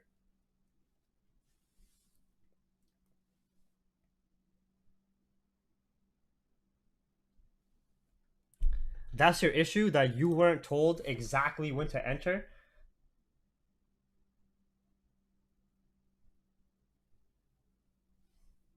I even told you guys to close at 20 pips, the new 4-hour candle. Take that squeeze and get out. You guys said, where's TP? I said 20 pips, close it.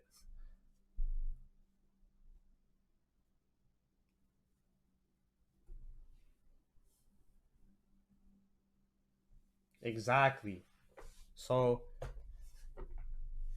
if you guys know, I'm friends with Rakeel, Ted guys, Monty guys, C guys. If you guys know another stream that provides you guys the real-time news headlines, or talks about the fundamentals, or talks about investor behavior, or talks about price action on the 1 minute, or higher time frame key levels from the yearly chart, let me know. You guys should go watch them.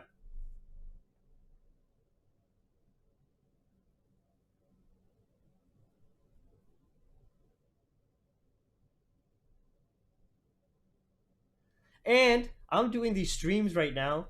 It's not even for marketing for Capital Hungry service anymore. Fucking Capital Hungry's closed. Nobody can even sign up or pay me anymore either for the private member. Like, no new private members can even sign up. I was just doing this because, like, to help out other people.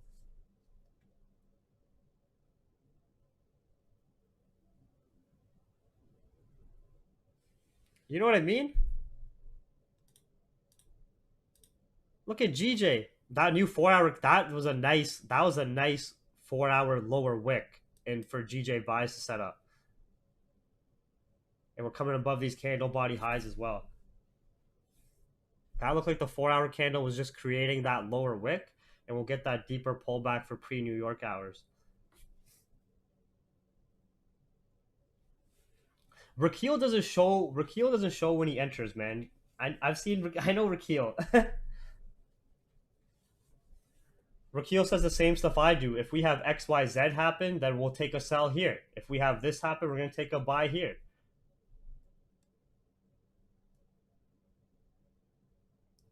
For example, Rakeel is my great friend, right? New York stream is amazing, but if Rakeel told you guys exactly when to enter when he does, how come all of you guys how come all the thousands of people who watch the New York streams don't have similar success or don't have the same win rate?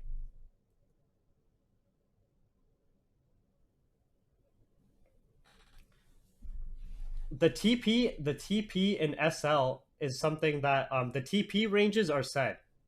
Like when we're looking for when we're talking about gold buys, the first TP was 1795, right? The stop loss is dependent on market structure. Stop loss isn't stop loss is dependent on market structure. So like I don't have time to give out. You have to remember on these trading streams, it is a trading pit. It's a trading room. It's a trading floor. I don't got time to explain basics to fucking cavemen. But hey, don't forget your fucking stop loss. What are you, fucking 4 years old? You don't know how to protect your capital? If you don't know where to put a stop loss to tell you where your trade is invalid, you shouldn't be watching these streams. You should be going to the Capital Hungry YouTube channel, and you should be watching the scalping series, a part 4 series that will tell you exactly where to put your take profits and stop losses. You should be watching these educational webinars,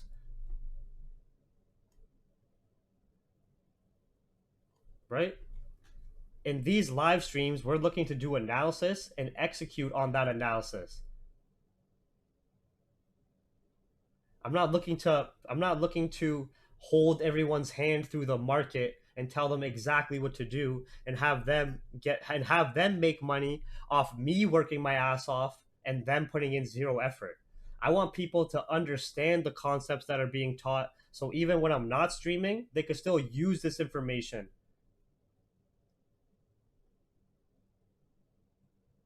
Does that make sense?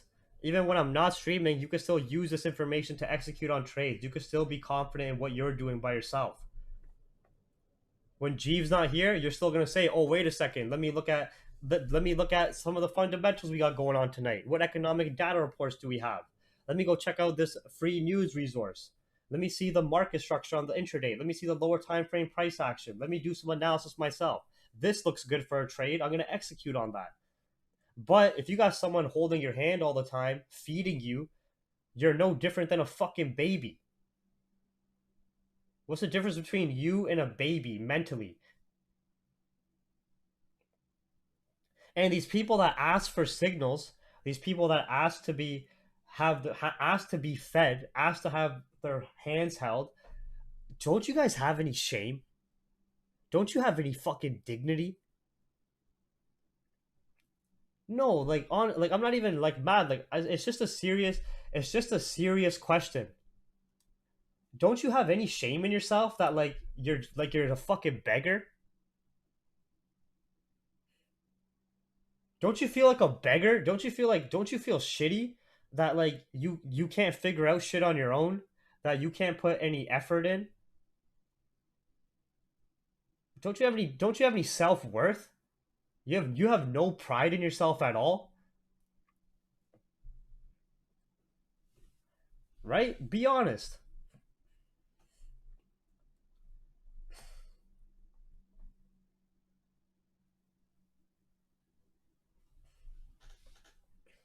If you have to constantly depend on someone else, do you have no self-worth? You have no pride? You have no work ethic?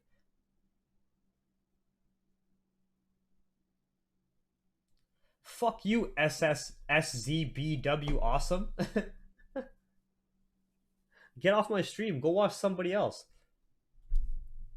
Remember, this is the capital hungry stream. If you guys don't like it, if it hurts your feelings, go fucking hold your balls and go sit in your bed. Like, I don't care.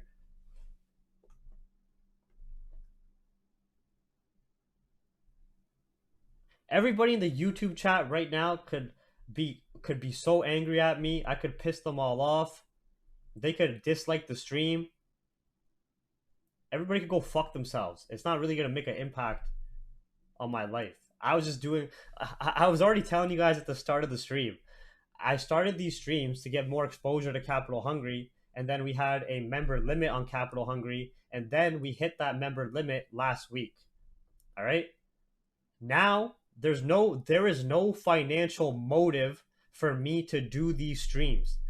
My account's not even monetized. They just have fucking ads on my streams that I don't even make money from.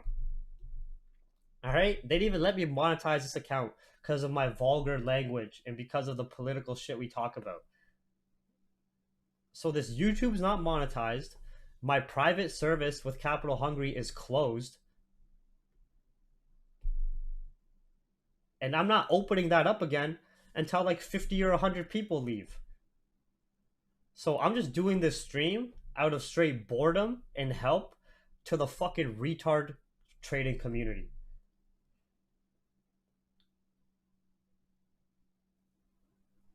All right? Nobody hurt me. You know who hurt you though? Your boss, your employer, the man who says you gotta come into work tomorrow at 8 a.m. That man's hurting you. I'm fucking chilling, bro. I'm sitting in my room. I'm making money. I'm fucking streaming on YouTube right now, talking to you guys, shooting the shit. You know who's hurt? The mans who are watching, struggling, learning. The mans who gotta go to work the next day. The mans who gotta put on their fucking uniform. You guys are hurting. That's what makes me angry. You guys don't get that. That's what makes me angry. All of you can be content with being fucking mediocre, but then get mad at me when I say, why the fuck you guys being so mediocre when you can be great? Diego, just like I told everybody else, suck my hairy balls, bro. They're not even shaved right now. Catch a hairball in your mouth. I don't care, bro. Send the stream a dislike and press the big red X. Think I give a fuck? Choke on one of my pube hairs. They'll call your death a COVID death. They won't even say anything happened to you. It's 5 a.m. Eastern. The stream's been going on for 3 hours. All right? We've already executed and called gold trades. People already took the GJ sell scalp down. We're chilling now.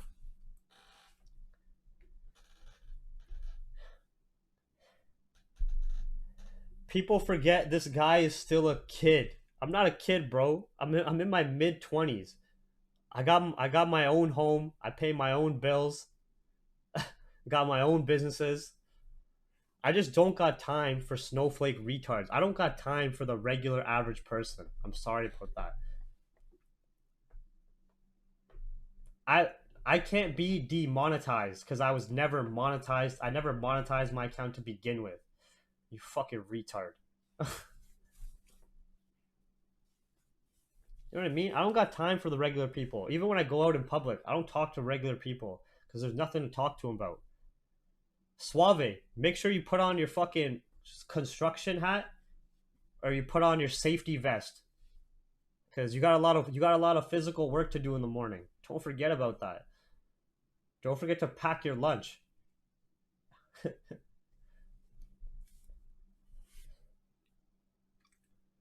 Don't forget to tell your mom to pack your lunch. Make sure you stop by and grab that coffee in the morning. Make sure you grab that gas. Make sure you listen to everything your boss says. Don't forget to take your break when the bell rings, all right? Don't worry about me.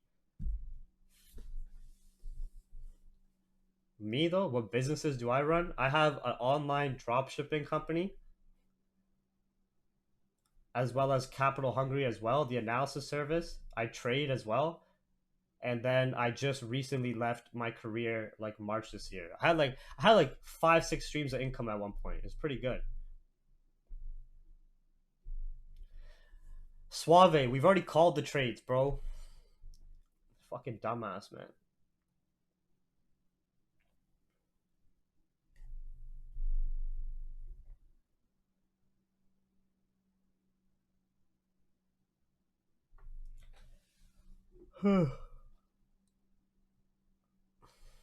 I've blown an account plenty of times. My first year was all blowing accounts.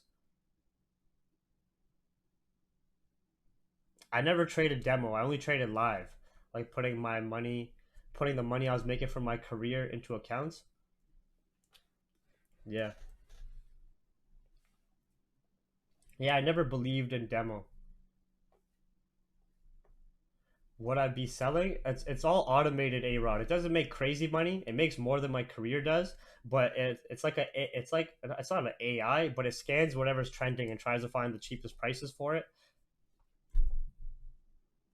It's all automated, the drop shipping. It doesn't make me like hundreds of thousands, but it makes a few grand a month. I never even Nobody knows what I do outside of trading. People only know my online personality and my trading personality. Nobody knows me outside of trading besides a few people like Roger. I know like Rakeel and Ted in real life. We're close friends. But I'm talking about here. People say I'm cocky, man. Fuck. Let me see one of you guys. Let me see one of you guys start streaming to 500 people and giving them trades and analysis without being confident. Like, what the hell? Why don't you guys, like, how are you guys gonna, what do you want me to be, some shy guy, some shy hey guys, all right, GJ's looking up, but maybe like nobody's gonna watch you then if you're not confident. Like, you guys stupid. You guys are people are so stupid. If you're confident, they say you're too confident. If you're not confident, they say, oh man, this guy's too quiet. This guy's not confident enough. He doesn't say any trades. Which one is it? Hello everybody, welcome to the Capital Hungry stream. Today maybe we can take this trade today. If this, I don't know. Yeah, this looks good. Maybe that looks good. Like, what the fuck? What do you want me to say? Obviously, I'm gonna be confident. I'm trying to provide guidance to 500 people. Like, yeah, you want me to be boring and shit? Where it's the middle of the night for me. It's five. I start at 1:30 a.m. Eastern, and it's 5:30 a.m. Eastern now.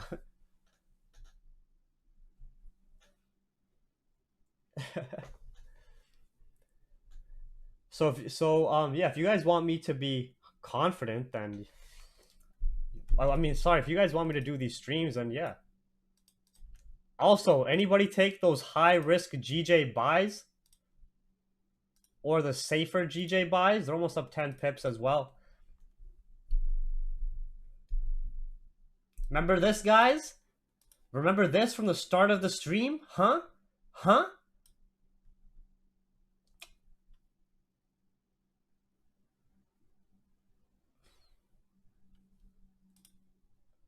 .200 is actually right down here.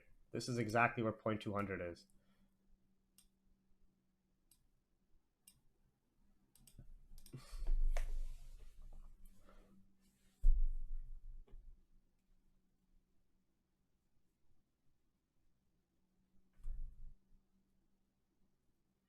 GJ buys, we're going to watch the reaction at least to these previous 1 minute lows we should extend up to, and then possibly 0.500. Yeah, you guys are mad at me for being rude, for talking shit, but I literally called it 4 hours ago that if GJ pulls back to here, we can take advantage of these pullback sells and we can look for buys at 0.200. So suck my cock. None of you idiots in the chat can do that. Show my face? I don't have a webcam, but you can find pictures of me online. Don't worry, bro. Showing my face or body isn't going to bring you more confidence. You're just going to hate yourself more if you see what I look like as well. So let's be realistic here. You're going to say, damn, this guy's also in good shape too? Wow, fuck. I hate my life even more now.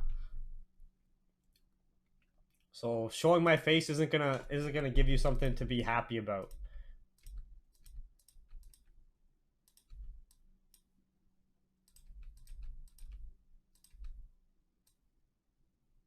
Safe buys are up 13 pips. The higher risk, higher reward 0.200 buys are up 21 pips. 4-hour pullback, just like we expected. That's another trade that we called ahead of time.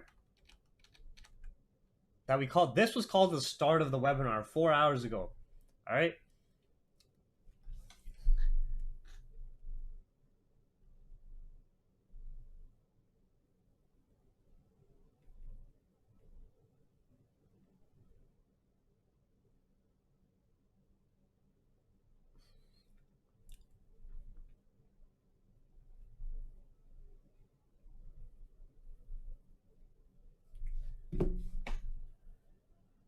Yeah, so while you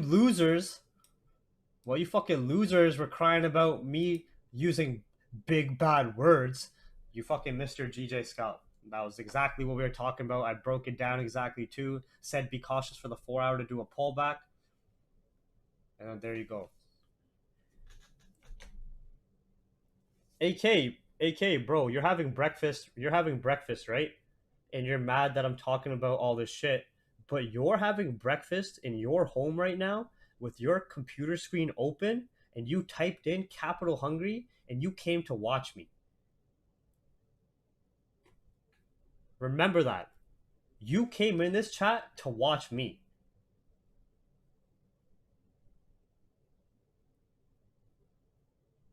As you made your fucking box of cereal, your fucking box of Weetabix, and you poured your milk, you said, wait, did Jeeve say anything? Did I miss anything?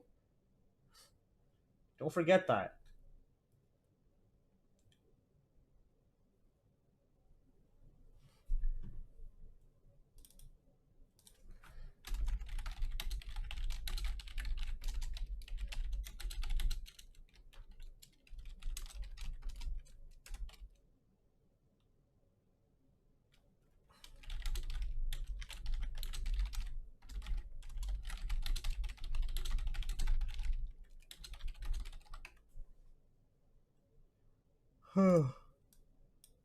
Yeah, but anyways, that was a good GJ pullback call, eh?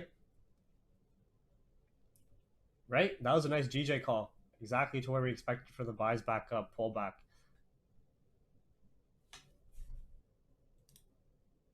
Oh, look at that gold retest. Oh, but Jeeve, Jeeve, you're so mean, Jeeve. You're so mean. Well, at least I make you fucking money. Like, shit, how you gonna be mad at someone making you money? How are you gonna be mad at someone making you money? How are you gonna be mad when someone says 1795 is a key level, we get a breakout, we get a retest, and how are you gonna be mad at that? But you're mean, but you don't have a camera on, but you use bad language. Suck my dick, man. Tired. I'm tired of the YouTube. The YouTube chat used to be fun for me at the start, but now I'm getting tired of them.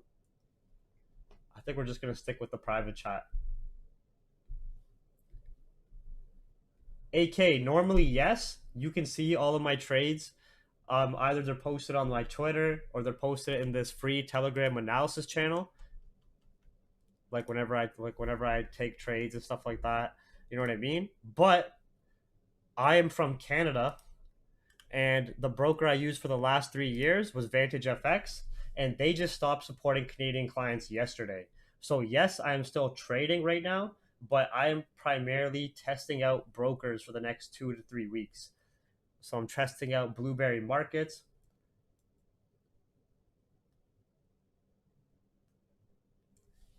I'm testing out this Pacific Union Prime broker, Black Bull Markets.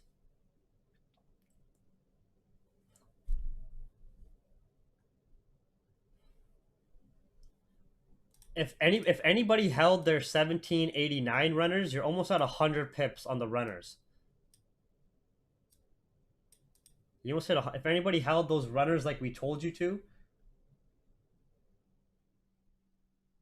you're almost at 100 pips there. I'm just testing their customer service, their withdrawal deposit methods, their consistency with their like trading feed, like their chart feeds. the lower time frame charts, specifically like the 1 minute charts. I want to make sure there's no discrepancies because some show like price gaps and stuff like that, and like spreads and all that stuff as well, execution.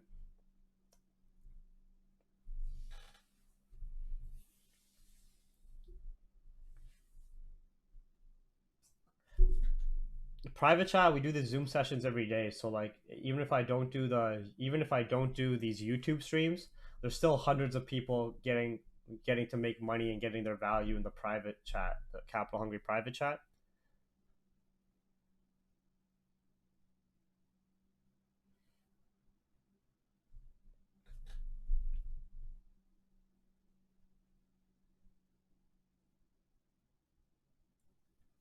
That's what I mean, Rudy. People are like, oh, on the 1 minute, you don't get any pips. Like, I literally told everyone, what's this say? Trade one done to 1795. Exit positions, leave runners risk free. Your risk free runners would have been up here right now, like 80 pips, 90 pips up. Half the people that talk shit don't even come for the start of the webinars when we do all of our analysis and we share the trade ideas, and they don't even actually pay attention to what we're talking about.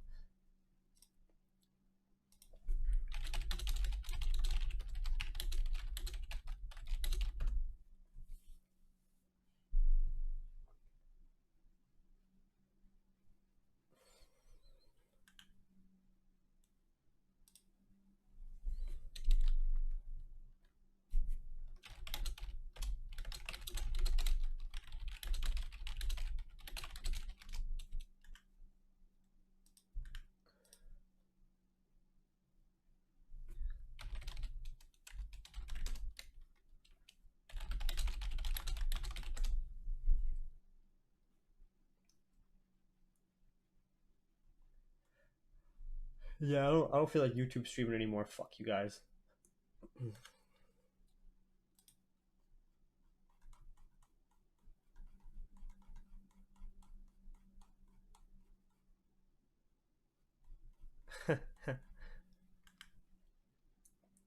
Yeah, fuck you guys. Fuck me too. Yeah, fuck me too, bro. I don't care.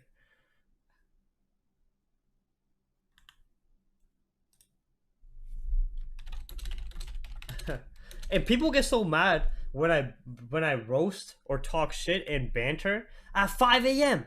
Why the fuck you coming in a London stream at 5 a.m. saying, "Whoa, where's the trades?" See what did I not tell you guys at the start of the stream that you have all the retards come in like late London session when the analysis is done, the trades are done, the runners are just running. I told you guys, I told everybody.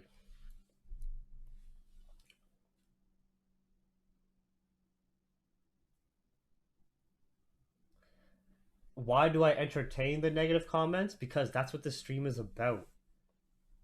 That's what this stream is about, is me being myself. I don't want to have to put on a face to talk to you fucking losers.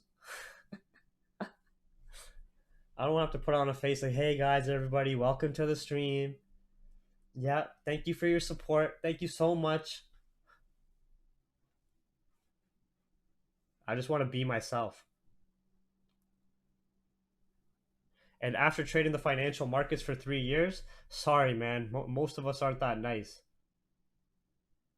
There's no such thing as fucking energy, man. Negative energy, positive energy. If you cared about energy, you wouldn't even be living in this world, because our whole world is run by evil, corrupt energy, if you want to call it that.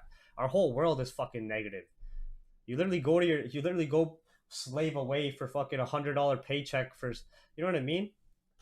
People slave away for like $1,000 paycheck for 60 hours of work and don't think that's negative energy.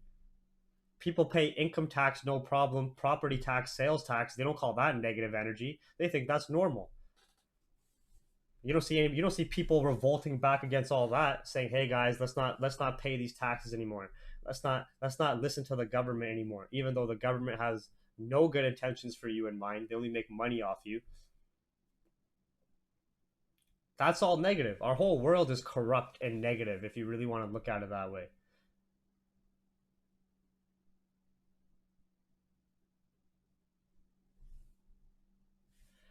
Right? GJ went to 0.500 like we expected.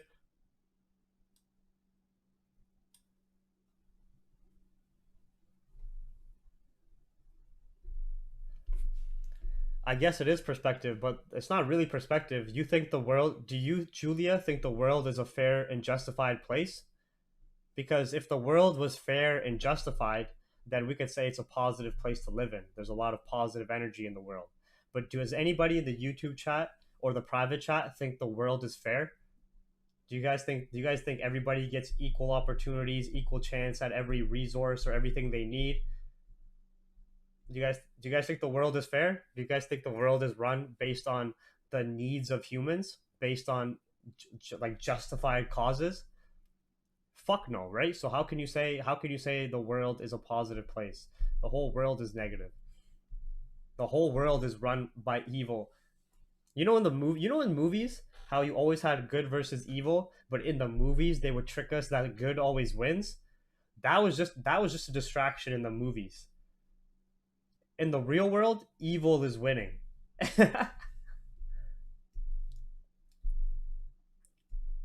In the real world, evil is actually always winning. Evil's been winning for at least the last 100 plus years. Corruption, greed, all of these negative emotions, that's what's been winning and has control over our lives.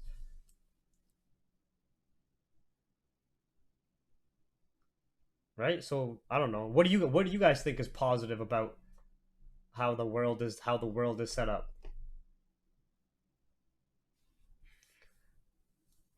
I just don't allow negative people or things to mess up my flow. That's fair. But one thing about my perspective, Julia, is, and this is like a good thing to talk about, is every single emotion is meant to be felt. Just as much as you are meant to feel happiness and you're meant to feel these rushes of dopamine, you are meant to feel periods of depression, anxiety, stress. This is what builds your character. You're not meant to avoid negative emotions or negative feelings or negative energy. You're meant to persevere through it, right? Our modern society has created a market of selling people dopamine shots and selling people short-term satisfaction and happiness.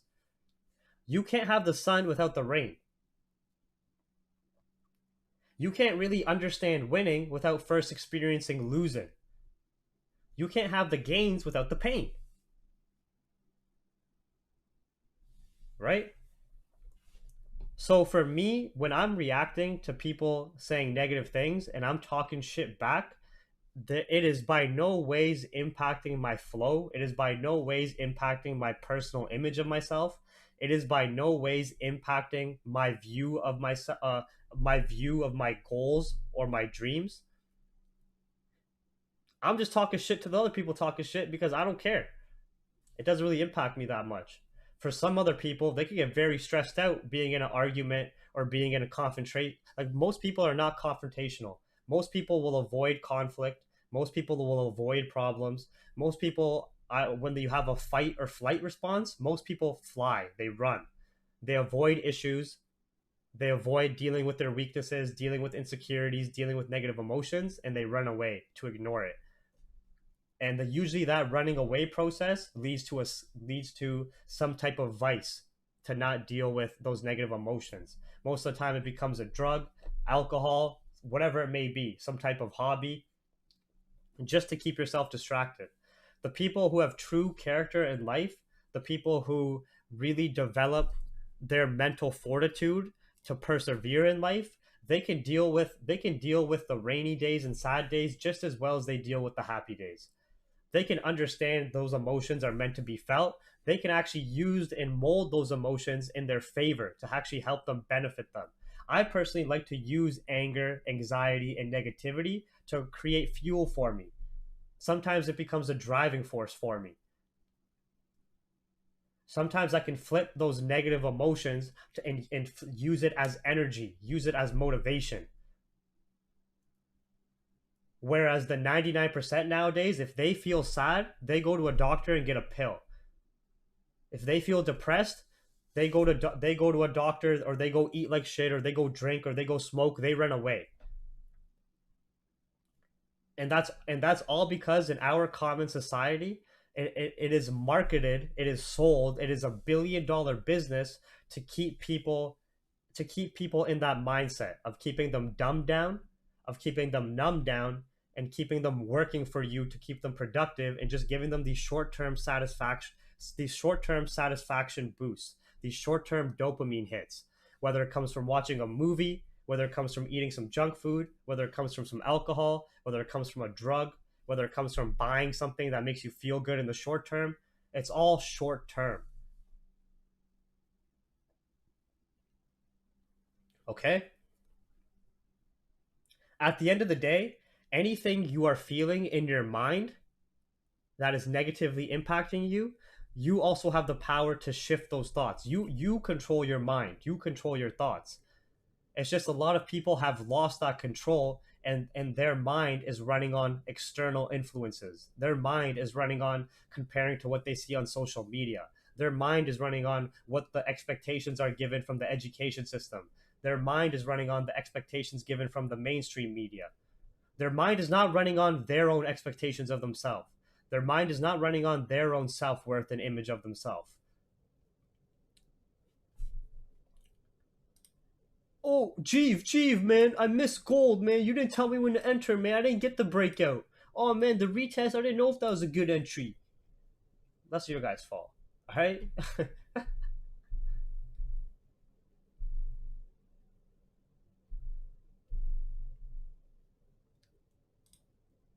All right? US30, no clean break above 30K yet. Euro USD did not give us the clean break to retest previous highs, came back below this range. So, yeah. If you guys want a great, you guys should check out the Academy of Ideas.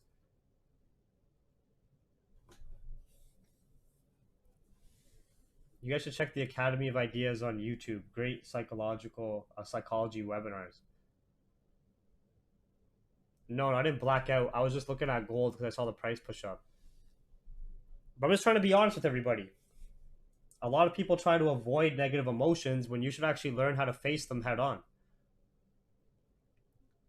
You should actually learn of how to adapt to them, of how to turn them into a strength.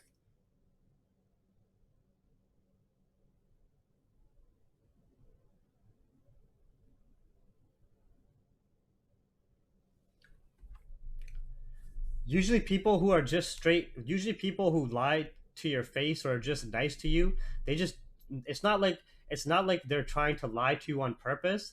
They just don't give a fuck about you. They just don't care. They don't care enough about you or your growth or your money or your mental health or your physical health. They just don't care. They'll tell you with everything you're doing is fine. They're like, "Yeah, man, eat what you want." No, go have those drinks. Go have those drinks. Go party. Let's go on this vacation. Let's go do this. They're not gonna support your doubts. They're not gonna support your challenges. They're just gonna tell you the easiest thing to shut the shit up. Having a circle around you where people can be blunt and say, "Man, what you're doing right now is not right. It's not good for your physical health, or it's not good for your mental health. I really think you should try something else." Those are the fucking people you want around you. The people who can be blunt, who can be brutally honest with you, because those people have like your good intentions in mind. They want to see you grow. They want to see you be better than the person you were yesterday,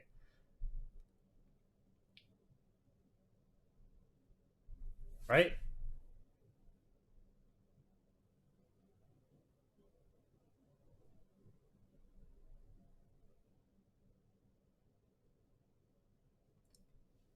So a lot of people get a lot of fake validation from their friendship circles, where those friendship circles, they're going to say whatever they need to say to get what they need out of the friendship, or to keep things as easy as possible. It's very difficult to find other friends who are going to tell you like it is. And if you do find friends like that, keep those friends. Because through the good times or the hard times, they're going to keep it 100 with you.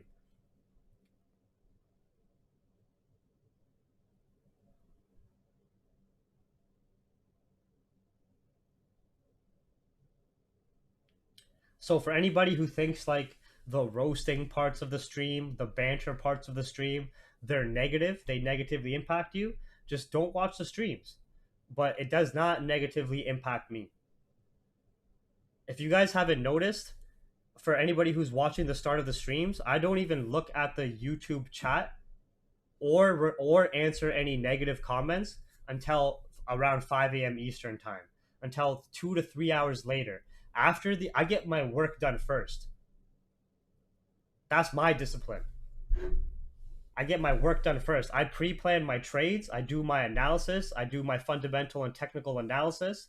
Then we watch for the trades. We patiently wait to execute. We execute. We make our money. Then we talk shit. Then we shoot the shit at fucking Asian session close. It's 4 hours. The stream's been going on for 4 hours. If I want to start talking about psychology, or I want to start bantering about conspiracies, or I want to start talking about random shit 4 hours later, I can do that on my stream.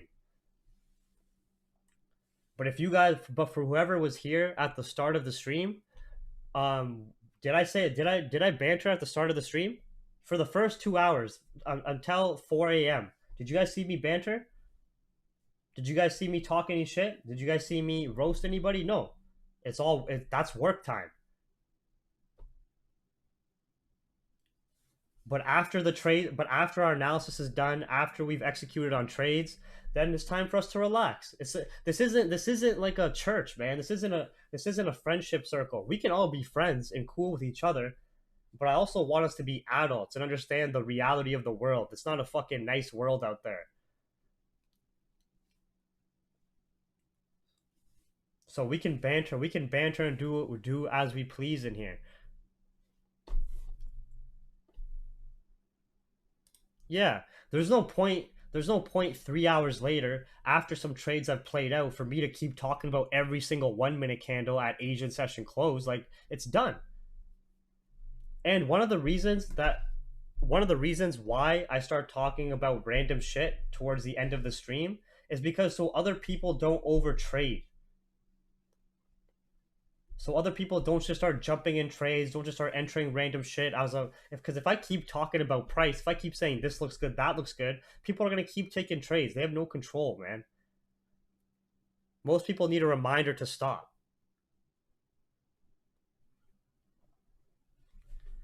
Right?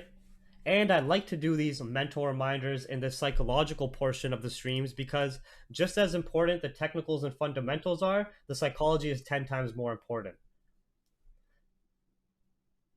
It's very easy to learn anything you want in this life. I don't care if it's the technicals in trading. I don't care if it's the fundamentals. I don't care if right now you never programmed before and you want to start learning how to develop code. It's very easy to go learn. We're in 2020. We have resources at our fingertips. The learning portion just takes time and effort from your end. But the actual act of learning itself is fucking easy. You just go study. Right? Mastering your emotions and psychology, changing our preset behavior, which we have been programmed to for so long, that's what's extremely hard. Removing our impulsive emotions, learning to be more patient, creating discipline over a repetitive, systematic approach to the markets. That is the hardest part of trading. Learning the technicals, learning about key levels, market structure. You could go learn about fundamentals, read about interest rates, inflation, economic data, market sentiment, investor behavior. You can learn about all of that stuff. It just takes time and effort. But it really takes a lot of effort, repetition, and time to change your preset emotional behavior and your personality. And a lot of our personalities and emotional behavior, because of the system we have been born into, is to look for what is easy, look for what is convenient, look for the path of least resistance, look for the path of least struggle, not try and not face any stress, not face any challenges, and go for that quick dopamine shot. For that reason, in life, because we are programmed that way, the 99% lose in everything. that whole fact about you know how that big thing you guys hear when you first come into forex trading, oh, the 90% lose, 99% of people who trade lose. It's not just trading. The 99% of people who want to start a business, they fail. The 99% of people who want to be a professional athlete, they fail. Only a small percent reaches that success. You know why? Because the 99% are fucking lazy. The 99% have no discipline. They have no patience. They don't want to put any work in. They don't want to put any effort in. The 99% are told that if they don't get a reward for something in a short period of time, it's not worth it. There's no good positive outlook for it.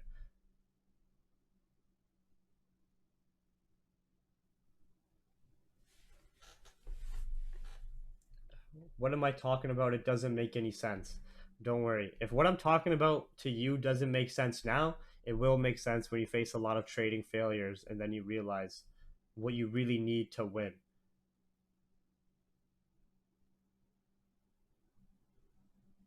Okay?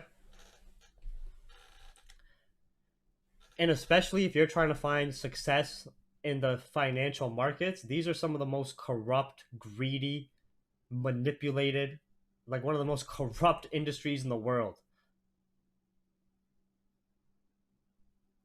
So to have thin skin while trading financial markets, to be worried about negative energy or people saying mean things while trading these fucking financial markets, the same financial markets people kill themselves over, people have taken millions of dollars of losses and literally ended their life in these financial markets, and you're telling me to say nice words? Come on. Right? Come on. It's a cold world. You better bundle up. So that's why if you guys watch these webinars, whoever's at the start of the webinars, have you guys noticed a pattern that we come and start an hour and a half before London Open? We start before the other streams. It's not to start before the other streams. It's not to start earlier so to get more viewers. It's because that's the time our work starts. We come in, we do our technical and fundamental analysis. We map out our trade ideas. Then we actively watch price action in our headlines and react to real-time news, economic reports, and price action to either follow our bias or adapt to a different bias and execute. So for about 1 to 3 hours, you have straight technical and fundamental information, trade ideas, and the observation of price action, market sentiment, investor behavior, economic data reports. Then, if you guys have noticed, when we come towards Asian session close pre-New York hours, I start talking and bantering about coronavirus. I start talking and bantering about mental focus. I start talking and bantering roasting people. This is the psychology side. This is where we understand our trades are done. We give ourselves our mental reminder of not to overtrade, not to over leverage, follow our risk management plan. We neutralize our emotions again if we took any wins, to not be trading on a high, to not be looking for that next dopamine hit, and we simmer the fuck down. Iron Man, I gotta agree with you. I gotta agree with you on that. All of a sudden, every Joe Blow is a fucking crypto expert. When all of a sudden, after 5 years, crypto does a rally, and all these people came out of hibernation. All these crypto experts came out of hibernation.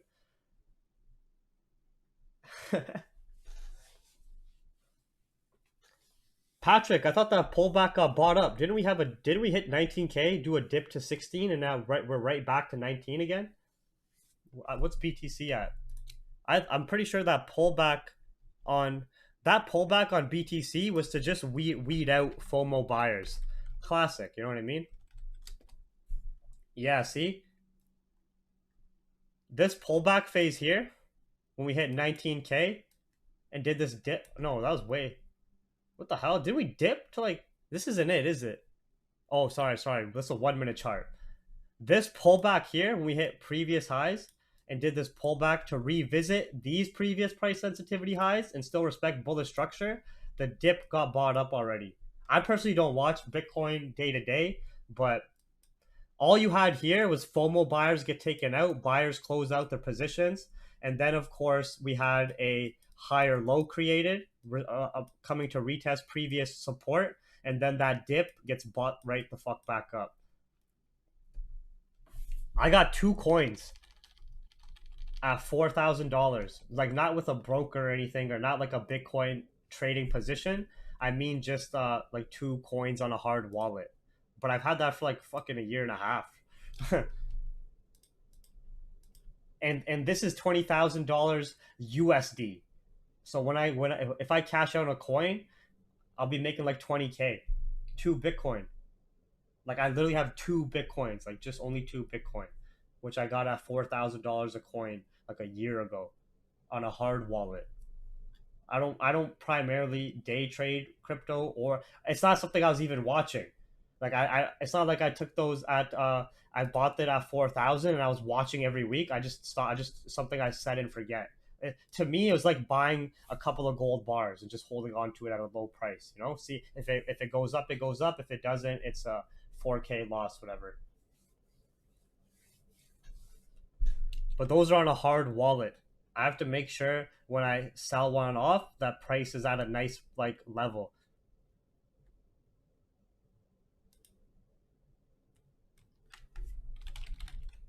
What do we have here in GBPJPY?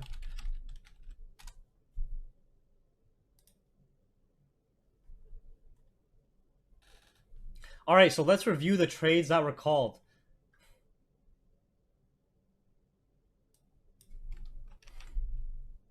Let's clean up all these yellow lines. Let's verify this with the chat, like we always do this with the private chat.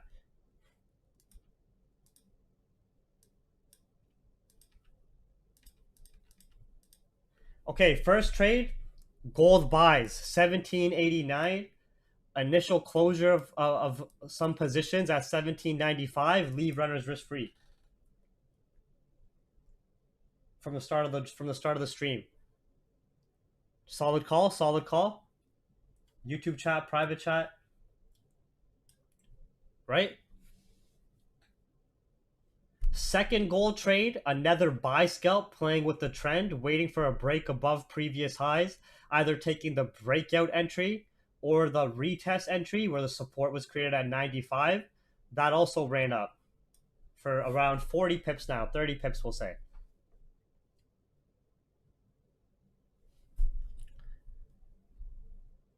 So 2 gold trades called and executed on and pre-planned.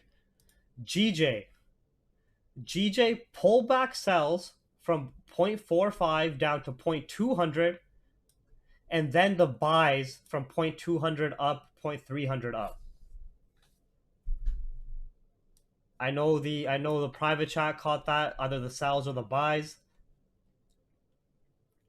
Right? WW. US30, nothing. Euro USD, nothing. Euro USD, we were looking for buys here. And I said set yourself risk free because EU has tight spread. We went up 10 pips and now we're down 5 pips below that point.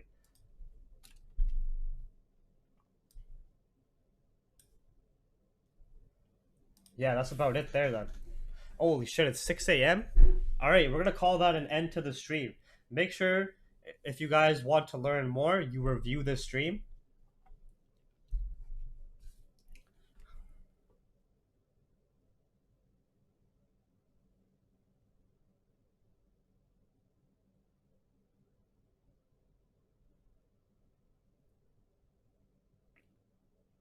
Over 100 pips called out on gold.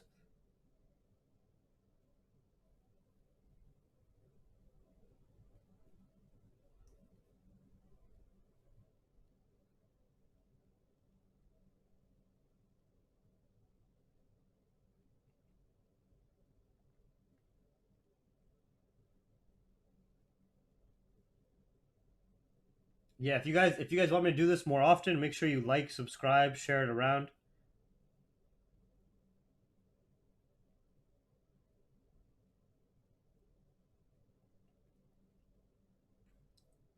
And for anybody who gets sensitive about the roast and stuff, you guys can roast me too all you want. Don't take it to heart, man. Like it's just people talking shit over the internet and stuff. All right, you guys can roast me. I can roast you. No hard feelings because at the end of the day, we're here to make money. We're here to do analysis on corrupt ass greedy financial markets. And we're in the trading pit. We're in a trading pit. We can shoot the shit. We're not little kids here.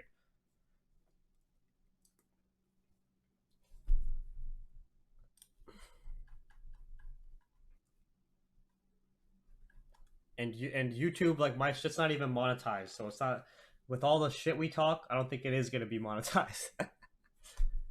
Don't forget through New York session to keep in mind of some of these key fundamental points. It's still the start of the new month. We're coming towards the end of the fiscal year. We have mass vaccine talks. We haven't had any crazy headlines overnight, so there's nothing crazy to watch there. We had some of the economic data, which was fairly mixed. No crazy impact there. Economic events, all of the economic events for London and Euro session are done, but keep in mind we do have a lot of economic data through New York session. Your stream reminders if you want to get in contact, if you want to use any of the free capital hungry resources. I'm going to show those links up on the screen as well.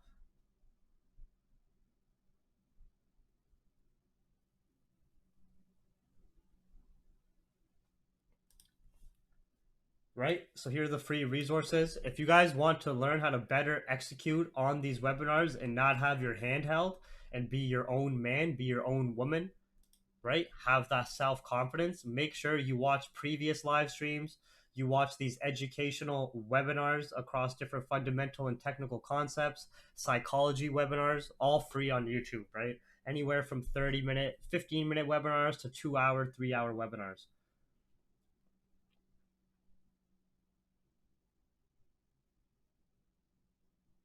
For the fundamental data for the news feed, we pay in Capital Hungry for a Reuters terminal, where we pay $1,500 a month to get the real time streaming headlines to be able to share that. Man, gold's going nice. Gold's 50 pips from here too. The 1795 entries. That pullback was nice as well, eh?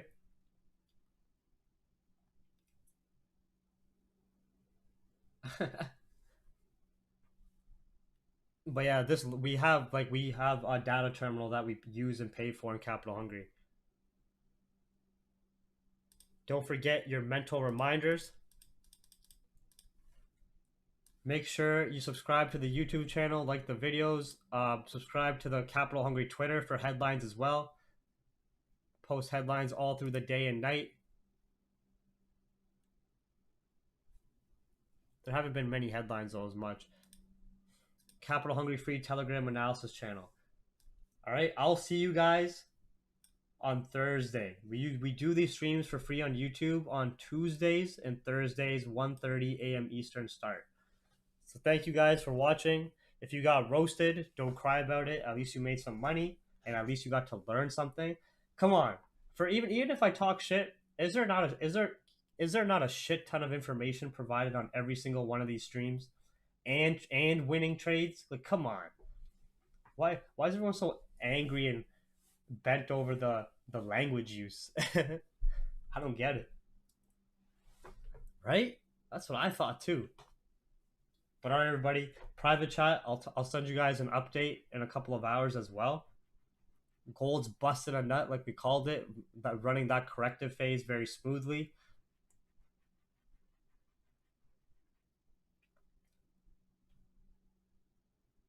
Yeah, we should keep the roasting. Actually, we should keep the roasting because it keeps a thicker skinned crowd in the chat, and we all understand. Like we will all be on the same page. We don't take shit like that to heart or let it impact our day. So it's all good.